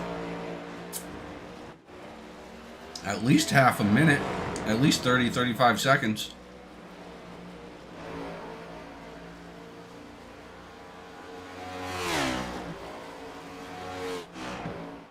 Marino Jr. no longer a lap down.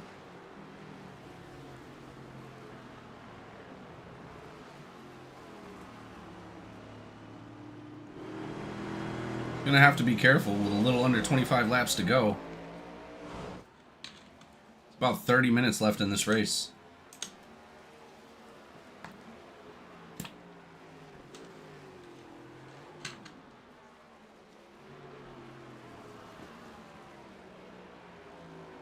Berkmeyer passing Lee Kiernan. Kiernan with a little bit of damage on that right front of that car. May have some turning issues, not 100% sure.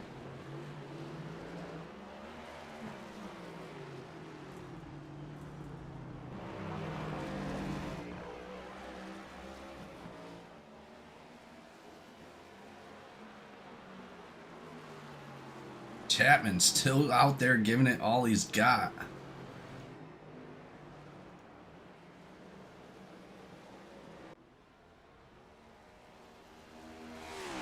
I'm just curious, how many laps down is Chapman versus everybody else?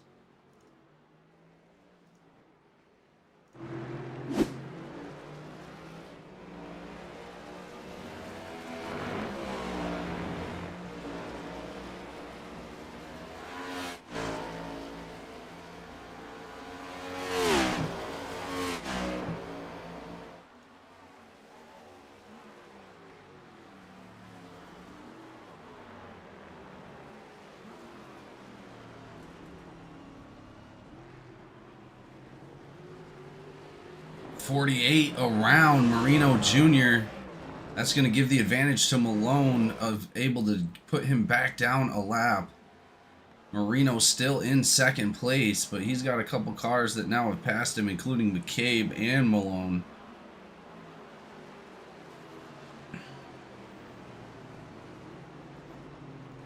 Shane Cochran was up into second place, but back into fifth. Barrow must have got passed by bad Brad Wilson as well.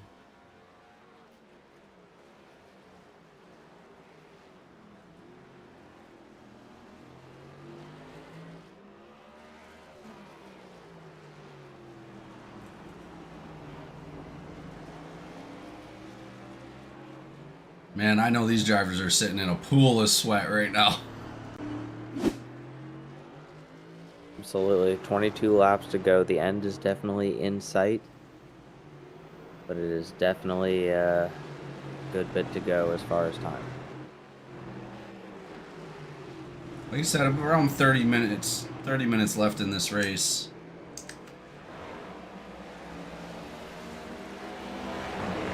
We didn't go too much further than what a normal race is.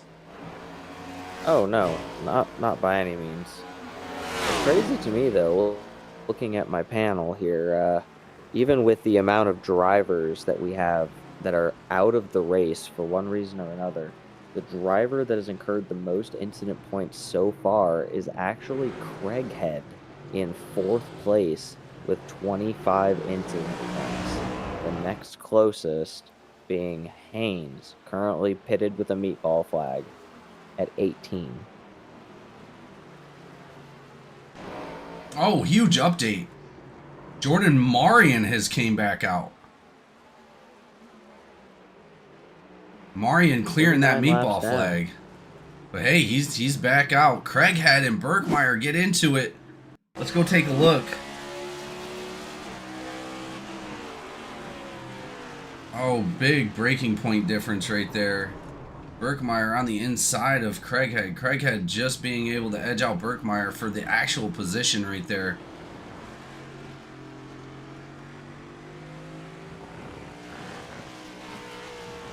Let's take one more look. Berkmeyer with a much different braking point. Craighead just coming out a little bit too far. Berkmeyer still able to recover it.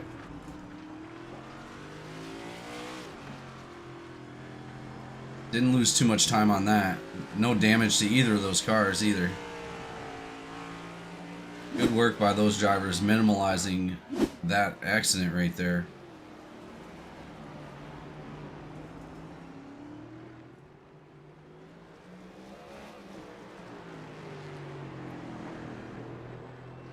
Who knows? I'm not 100% sure, but man, I'll tell you, I would be a little upset if I was Berkmeyer at the moment.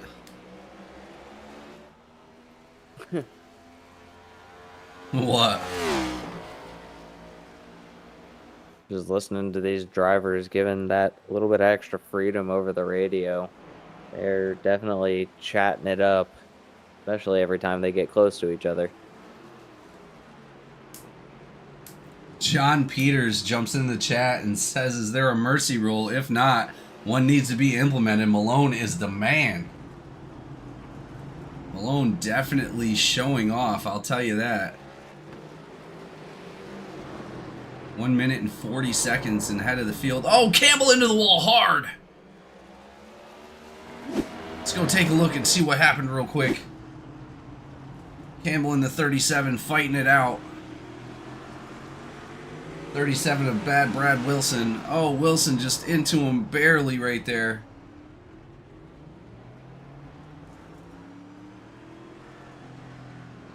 Let's take one more look. Does Campbell have a fast repair? Unless he just used it, it is showing a 1.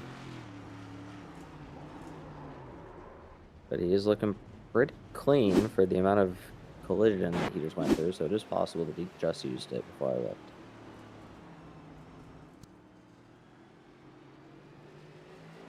Still unfortunate for him, back down into 12th place out of the 15 drivers. Well, now 14 drivers left out on the track. Chapman still climbing through those drivers that are out of the race.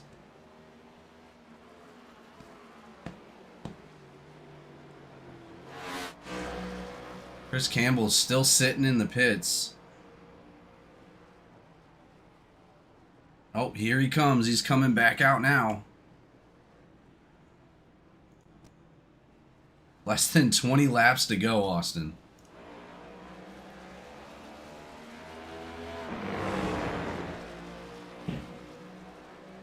We're getting there.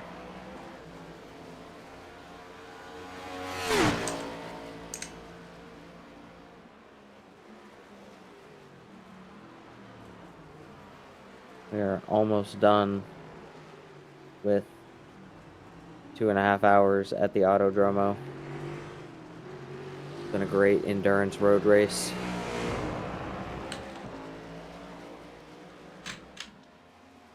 Barrow moving up into the 8th spot, able to pass Brad Wilson right there.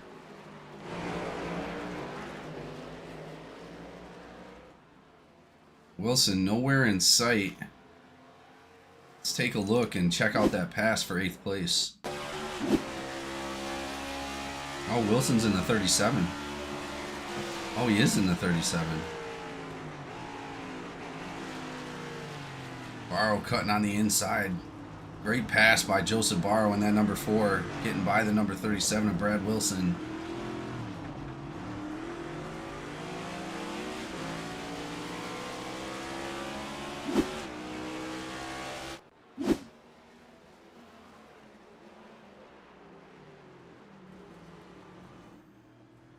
Again, I agree with you, but here we are.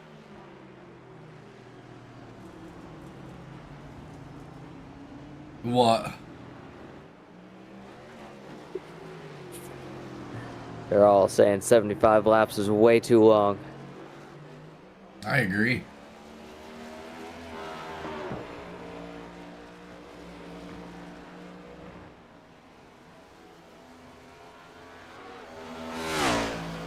I didn't realize the track was so big, or else I would have recommended a lower lap count. I'm looking back at when I had 50 laps, and I know I had 50 laps at one point written down, and I know that still would have been long, but we also would have been done. Yeah, 8 laps ago. This feels like an endurance race, especially with no stage. Like, this is as close to a 3-hour endurance race as we can get without it being 3 hours.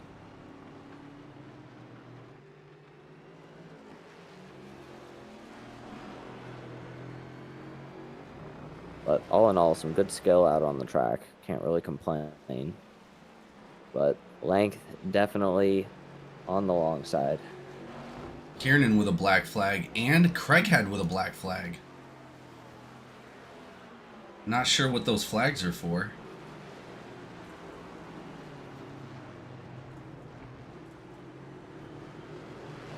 Wonder what Craighead got his for.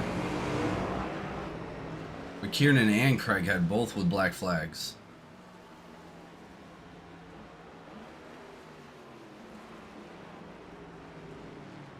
Come on, guys, you got it. Only 15 laps to go.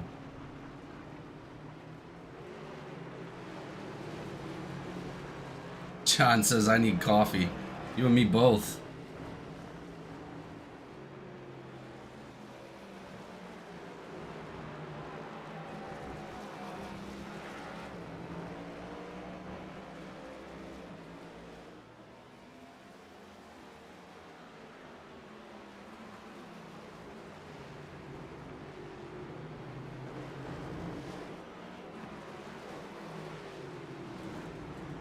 Craighead's still showing a black flag.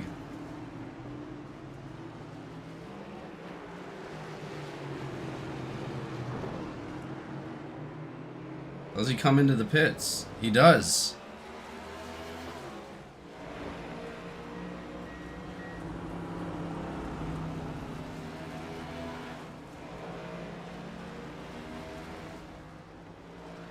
That moves Shane Cochran back up to second place. Marino Jr. in third. Cochran with about 8 seconds on Marino at the moment. Malone crashed. Let's go take a look.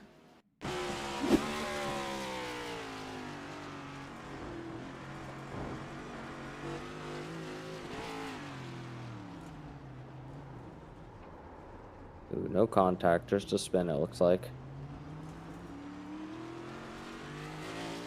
Not much to worry about for Malone. Looks like his only mistake of the night. He is now coming down into the pits as well. Craighead able to clear that black flag.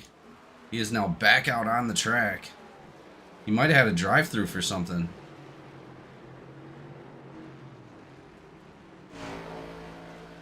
Looks like Malone's putting on his last set of tires.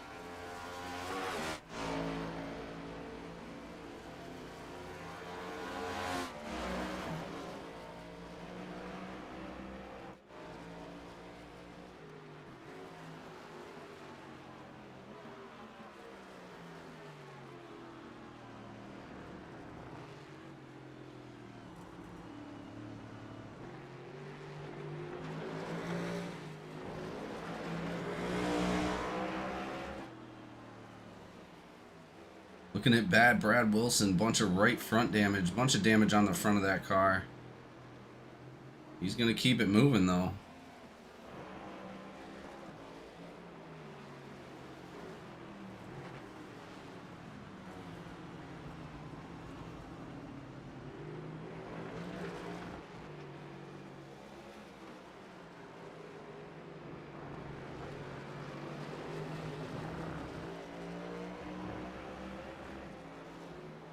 Kiernan back out onto the track. Darren Bruce now into the pits.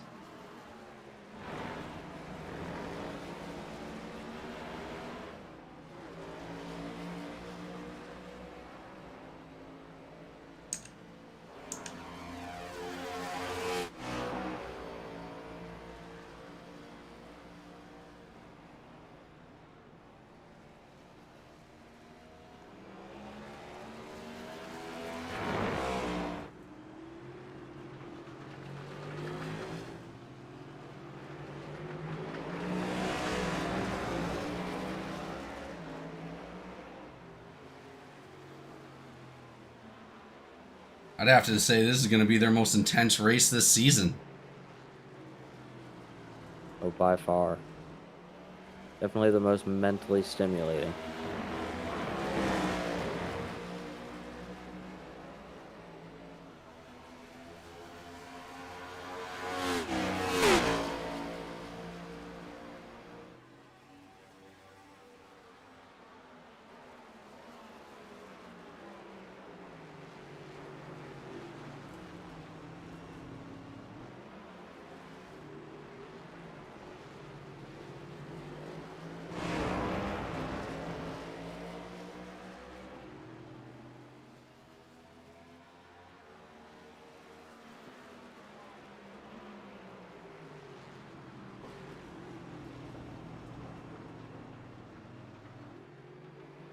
Marion Jr. getting around the number 2.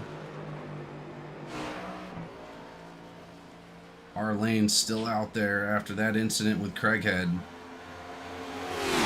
Or no, it was Marion Jr. that he had the incident with, I believe. Wasn't it? I'm not even sure anymore.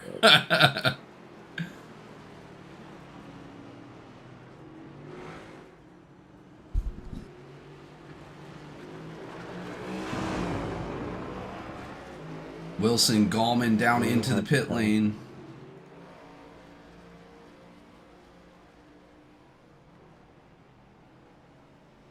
Brad Wilson probably getting some of that fixed. Oh, no, and they're coming back out.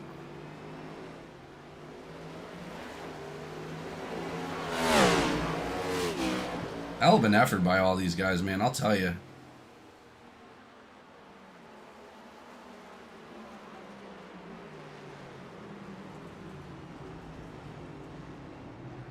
Like I said, it was difficult with just 50 laps when we came out to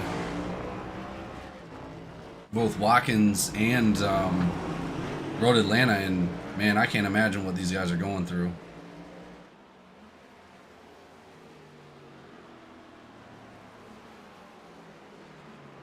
That's why they're in the Premier Series. That's why they're the best of what we got at the top tier.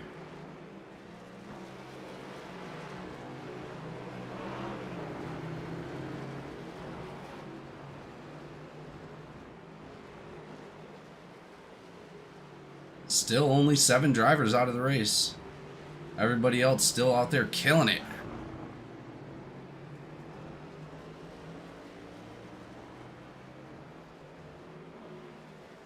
Uh-oh, Barrow crash. Jordan Marion and Craighead? What? Let's go take a look. Oh, man. Let's take a look at Craighead's first, because that's going to bring us a little further back.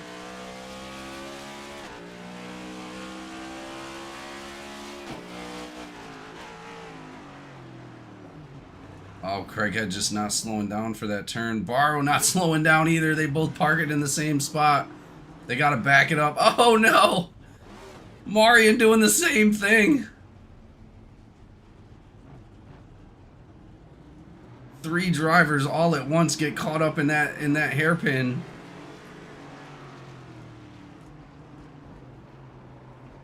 No contact, though. Barrow goes back around as well. 12 laps to go to finish out the Aztec Apex 75, ladies and gentlemen. Incredible racing so far by these drivers. And incredible endurance by everybody.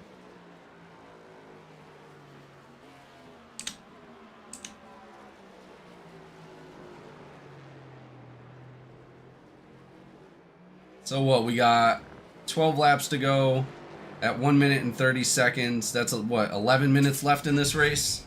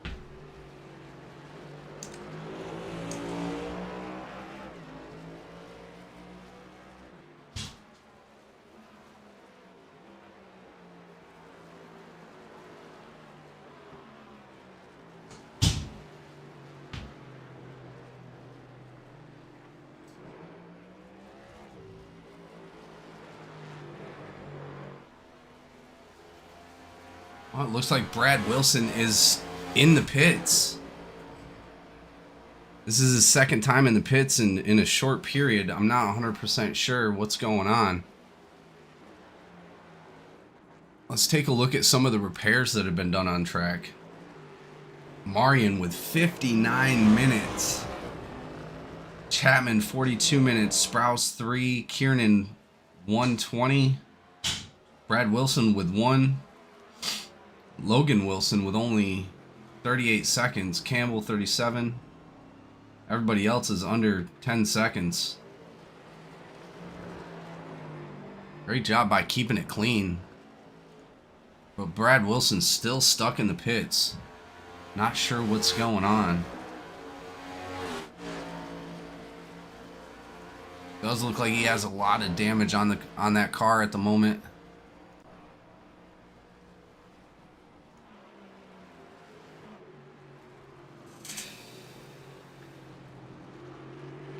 Marino Jr. back up into second place. Only 10 laps to go, ladies and gentlemen.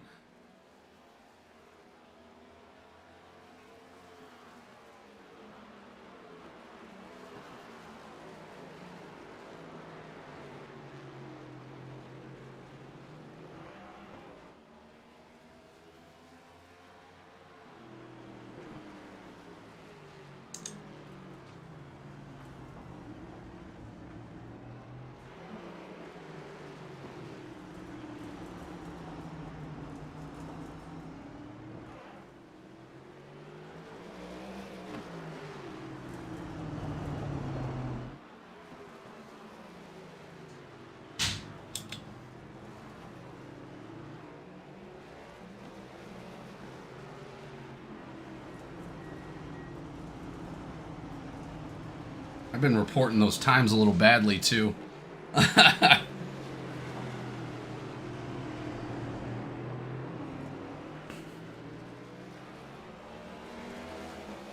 So with 10 laps to go, it's what, 15 minutes?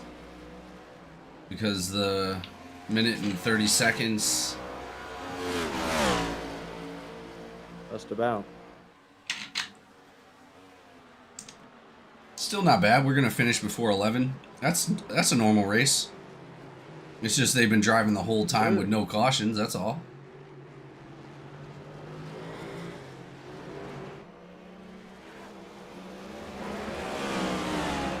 Looks like everybody's back out on the track, including Logan Wilson.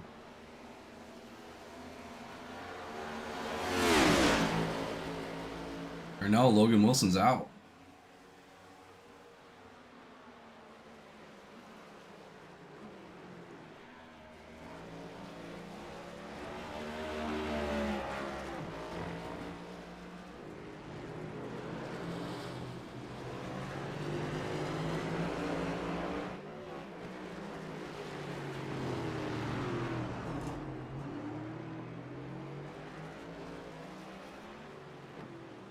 A little bit of an issue right there with Marino almost getting loose, able to recover it luckily. 8 laps to go.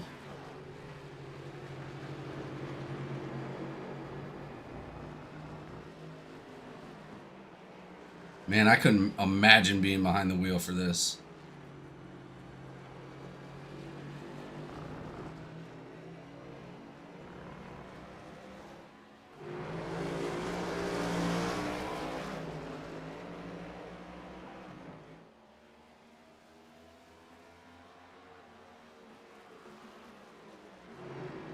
Hunter Berkmeyer back up to third, about 7 seconds in front of Shane Cochran, almost 8 seconds in front of Shane Cochran.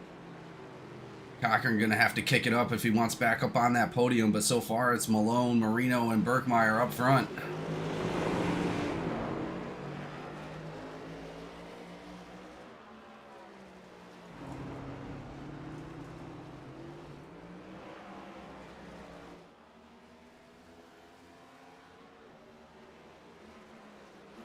Marino looks like he's catching up to the number 4 of Joseph Barrow. Joseph Barrow going to be clocking in at the 8th position in that number 4.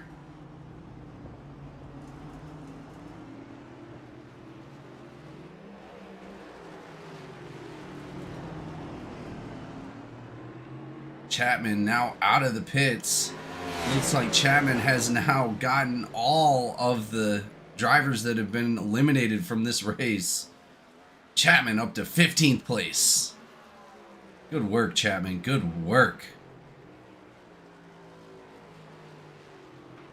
Few incidents in the beginning, but man, he just came back with a vengeance. He was sitting back in 22nd for a while.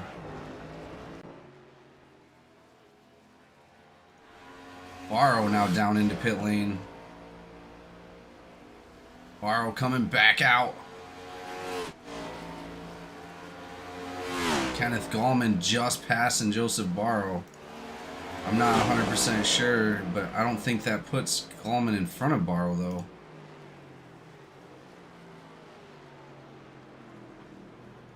Seven laps to go, ladies and gentlemen. Thank you for hanging with us for this long, man. This has been an amazing race.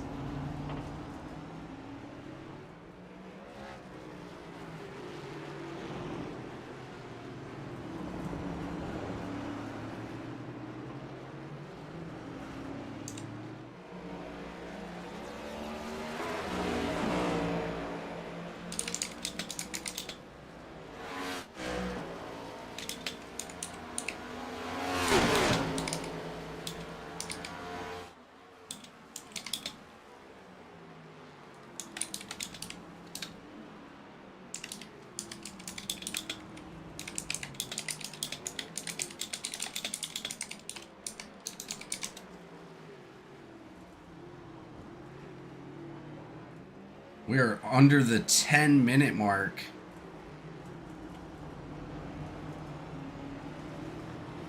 I know it's been a long race, everybody. Thank you for being here for the Aztec Apex 75 here at Autodromo.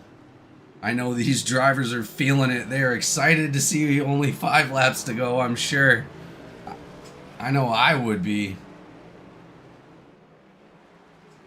This could be one of the hardest races these guys have ever done in GEC.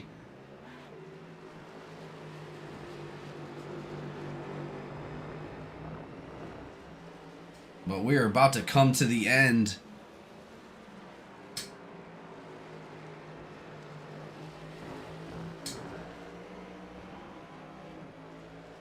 Grueling 75 laps. Woo!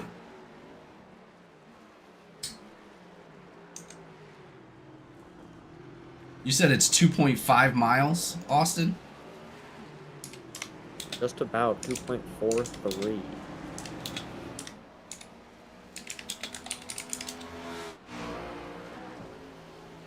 Man, that is 182 miles. But that is not, I don't think it's the longest mileage race. I just think it took longer than most races.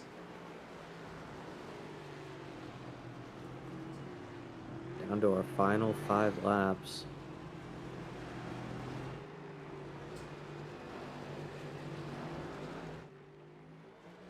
Enix coming in. This reminds me of an ad for Rise of Kingdom. Malone is VP with over 50 million power.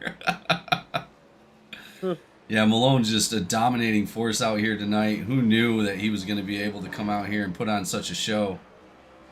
Amazing driving by Malone. Looked like only about 1 incident came out of Malone tonight with that small little sideways.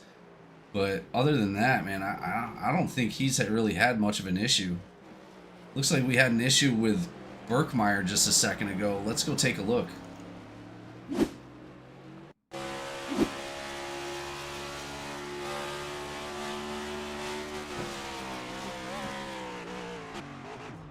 Oh, Berkmeyer locking it up.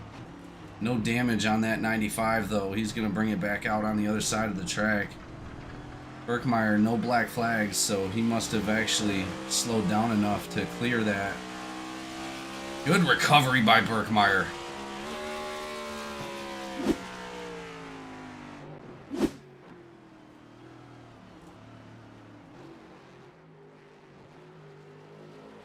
Chapman, it looks like Chapman and Craighead might have gotten into it. Let's see what happened.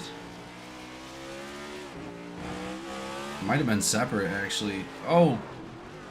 Craighead knocking the wall right there. Getting some rear damage and some right front damage. Looks like he's going to be okay.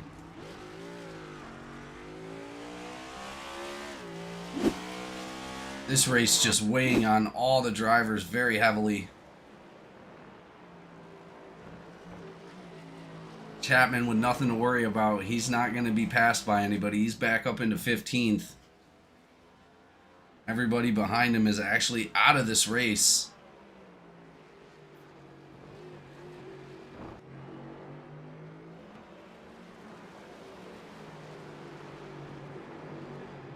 Four to go.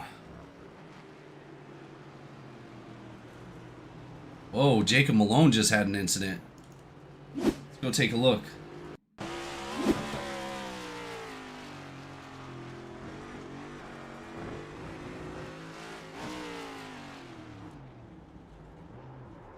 Oh, locking him up coming around that corner. He's able to spin it around like Birkmeyer did earlier in the race. Really not a whole lot to worry about, but he's definitely going to lose some time right there.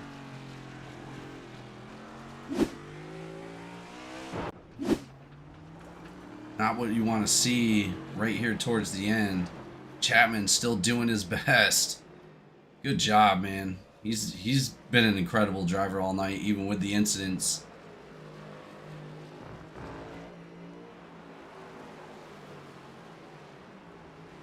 Shane Cochran still in that 4th position. Marino is now 30 seconds in ahead of Hunter Birkmeyer. Not a whole lot to worry about unless he's got to come into the pits in the last 3 laps. Hunter Birkmeyer and Shane Cochran looks like they're going to be battling it out pretty good. Yeah, Shane Cochran right there behind Hunter Birkmeyer. This is going to be the race for the end of it for 3rd place. Let's see if Shane Cochran can make it happen. He wants back up on that podium, but Birkmeyer doesn't want to give it up. This is going to be the race to watch right here for the end. But with only 3 laps to go, let's see if he can make it happen for himself.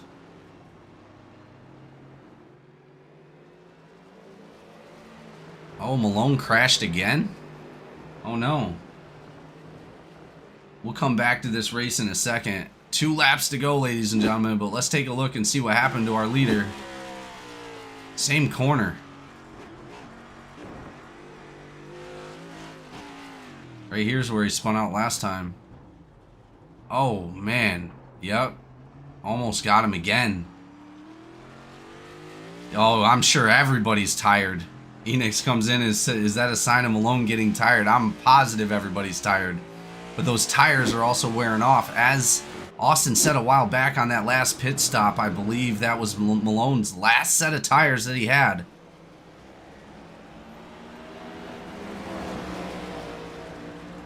Man, Cochran is trying to hunt down Birkmeyer with all he's got.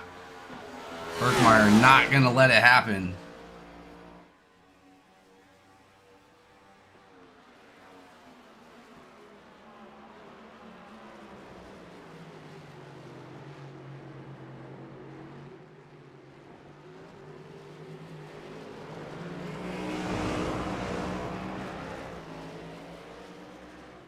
Any crazy chatter out there, Austin?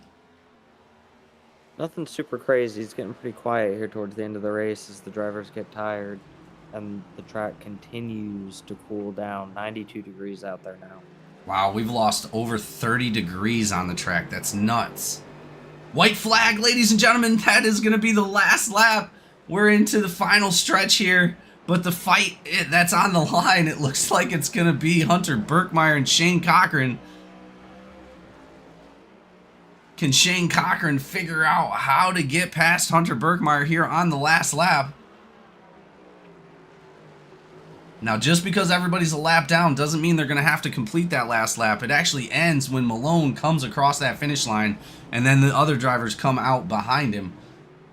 So even though they're a lap down, they're still not going to have to complete that last lap on their 75. So because Malone passed everybody, everybody's only got to do 74 laps. White flag is waving for these drivers. Berkmeyer giving a good gap on Shane Cochran here.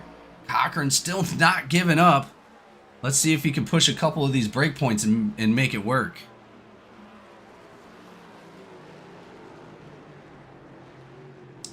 Berkmeyer, all he's got to do is just maintain for this last lap.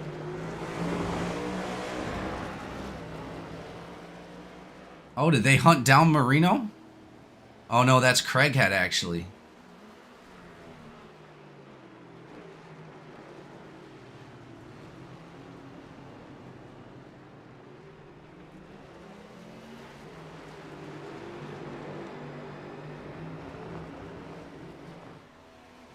And there he goes, Malone wiggling across the finish line.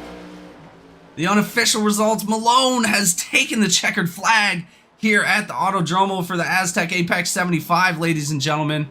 Let's go ahead and check out Berkmeyer and Cochran real quick before we go ahead to our driver interviews. But that has been an amazing, incredible race, incredible driving by these guys. Hell of an endurance. Just being able to keep it together. Cochran, Berkmeyer still battling it out to the finish line. Cochran, no! Cochran goes around right there at the end. What happened? It doesn't matter. He still gets to keep that position, but Berkmeyer claims that third spot.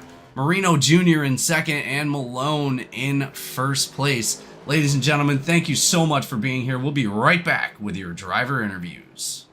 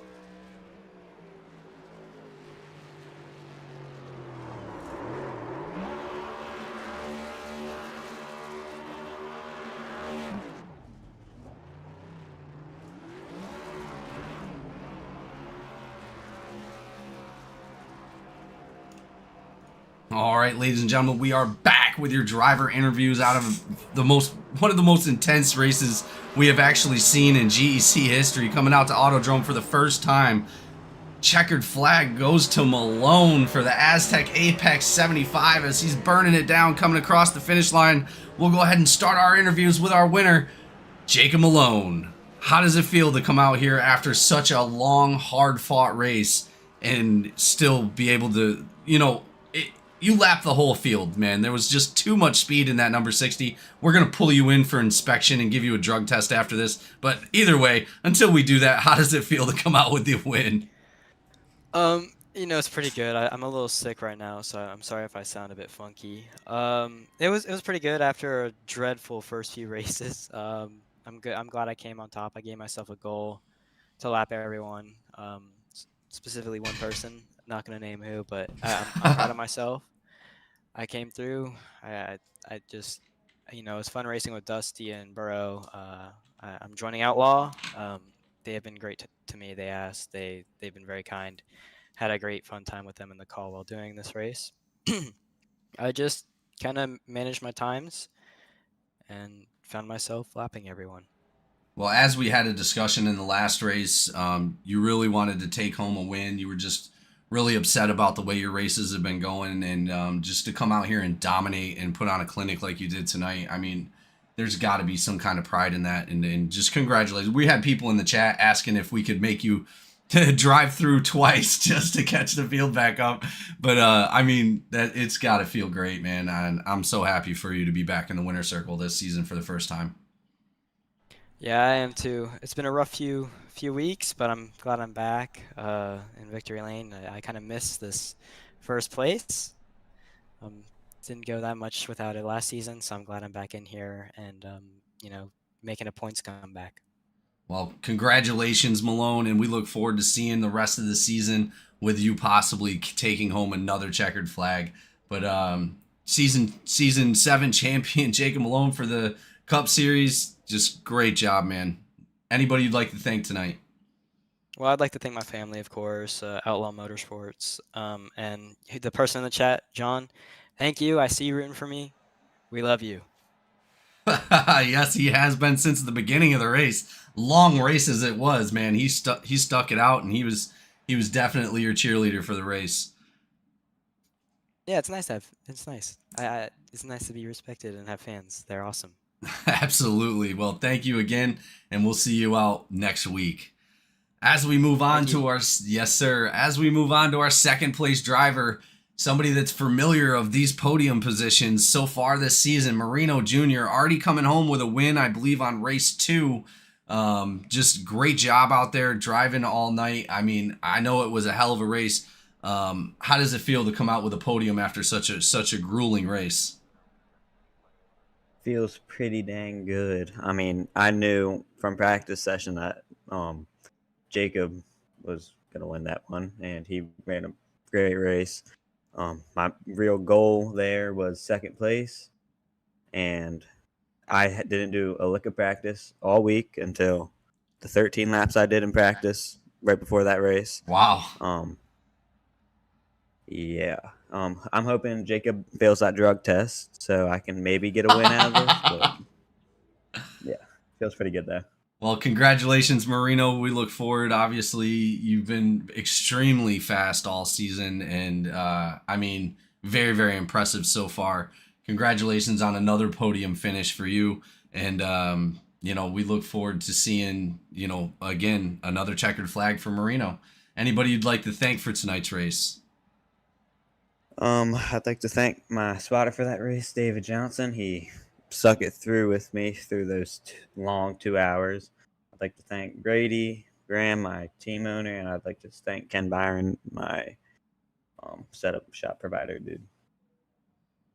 Well, you did a good job, and again, it was not supposed to be this long of a race. It was supposed to only be 50 laps, and it actually got changed. But either way, man, great endurance out there, great focus, and congratulations. Thank you. Have a good night. Yes, sir. You too. As we move on, last but never least, Hunter Berkmeyer coming out with a podium. Congratulations. Just an incredible race by OCS tonight. Unfortunately, we seen Openchowski have to jump out a little bit earlier, but you came out, stood up and took home a podium for your team. Just amazing job in this endurance race for GEC NPC Cup Series, man. How does it feel? It feels good. I got a question for you though. Yeah. Who decided to make this a 75 lap race? I have no idea, and we are going to get to the bottom of that, but that was intense. That was probably the most intense race we've ever had. Yeah, it was. I'm definitely sweaty after it. It was very hard. Oh, I can't imagine. I told him I know you guys were sitting in a pool of sweat because 50 laps on Watkins and 50 laps on Road of Atlanta was grueling enough for me, and my arms were just tired. But I can't imagine what you guys were feeling after 75 laps out here. So you did a great job, man. You still pulled off a podium. Were you expecting to come out on top? No.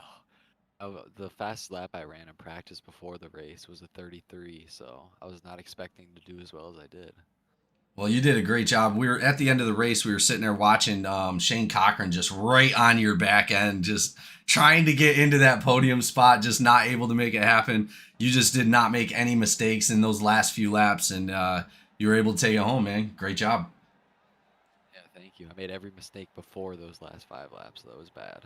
Nah, you did good. I mean, there was a bunch of other drivers that didn't finish the race, and you did. So congratulations on that. Is there anybody you'd like to thank for tonight's race? Just Justin, since he's the only person that decided to actually start the race. Ben, but it's good. Well, I talked to Ben, and I believe Ben is actually looking into maybe possibly being a race control for the truck series. So that's pretty awesome. But again, we look forward to seeing OCS have a great season, and we'll see you out here at, it looks like, Richmond next week. Yeah, thank you. Yes, sir. And thank you all that showed up tonight to watch this race or watching it post-race. Make sure you hit that like and subscribe button, that little notification bell, so you can be notified every time we go live and get the updated content here at GEC Racing League. Thank you once again, and we'll see you next week.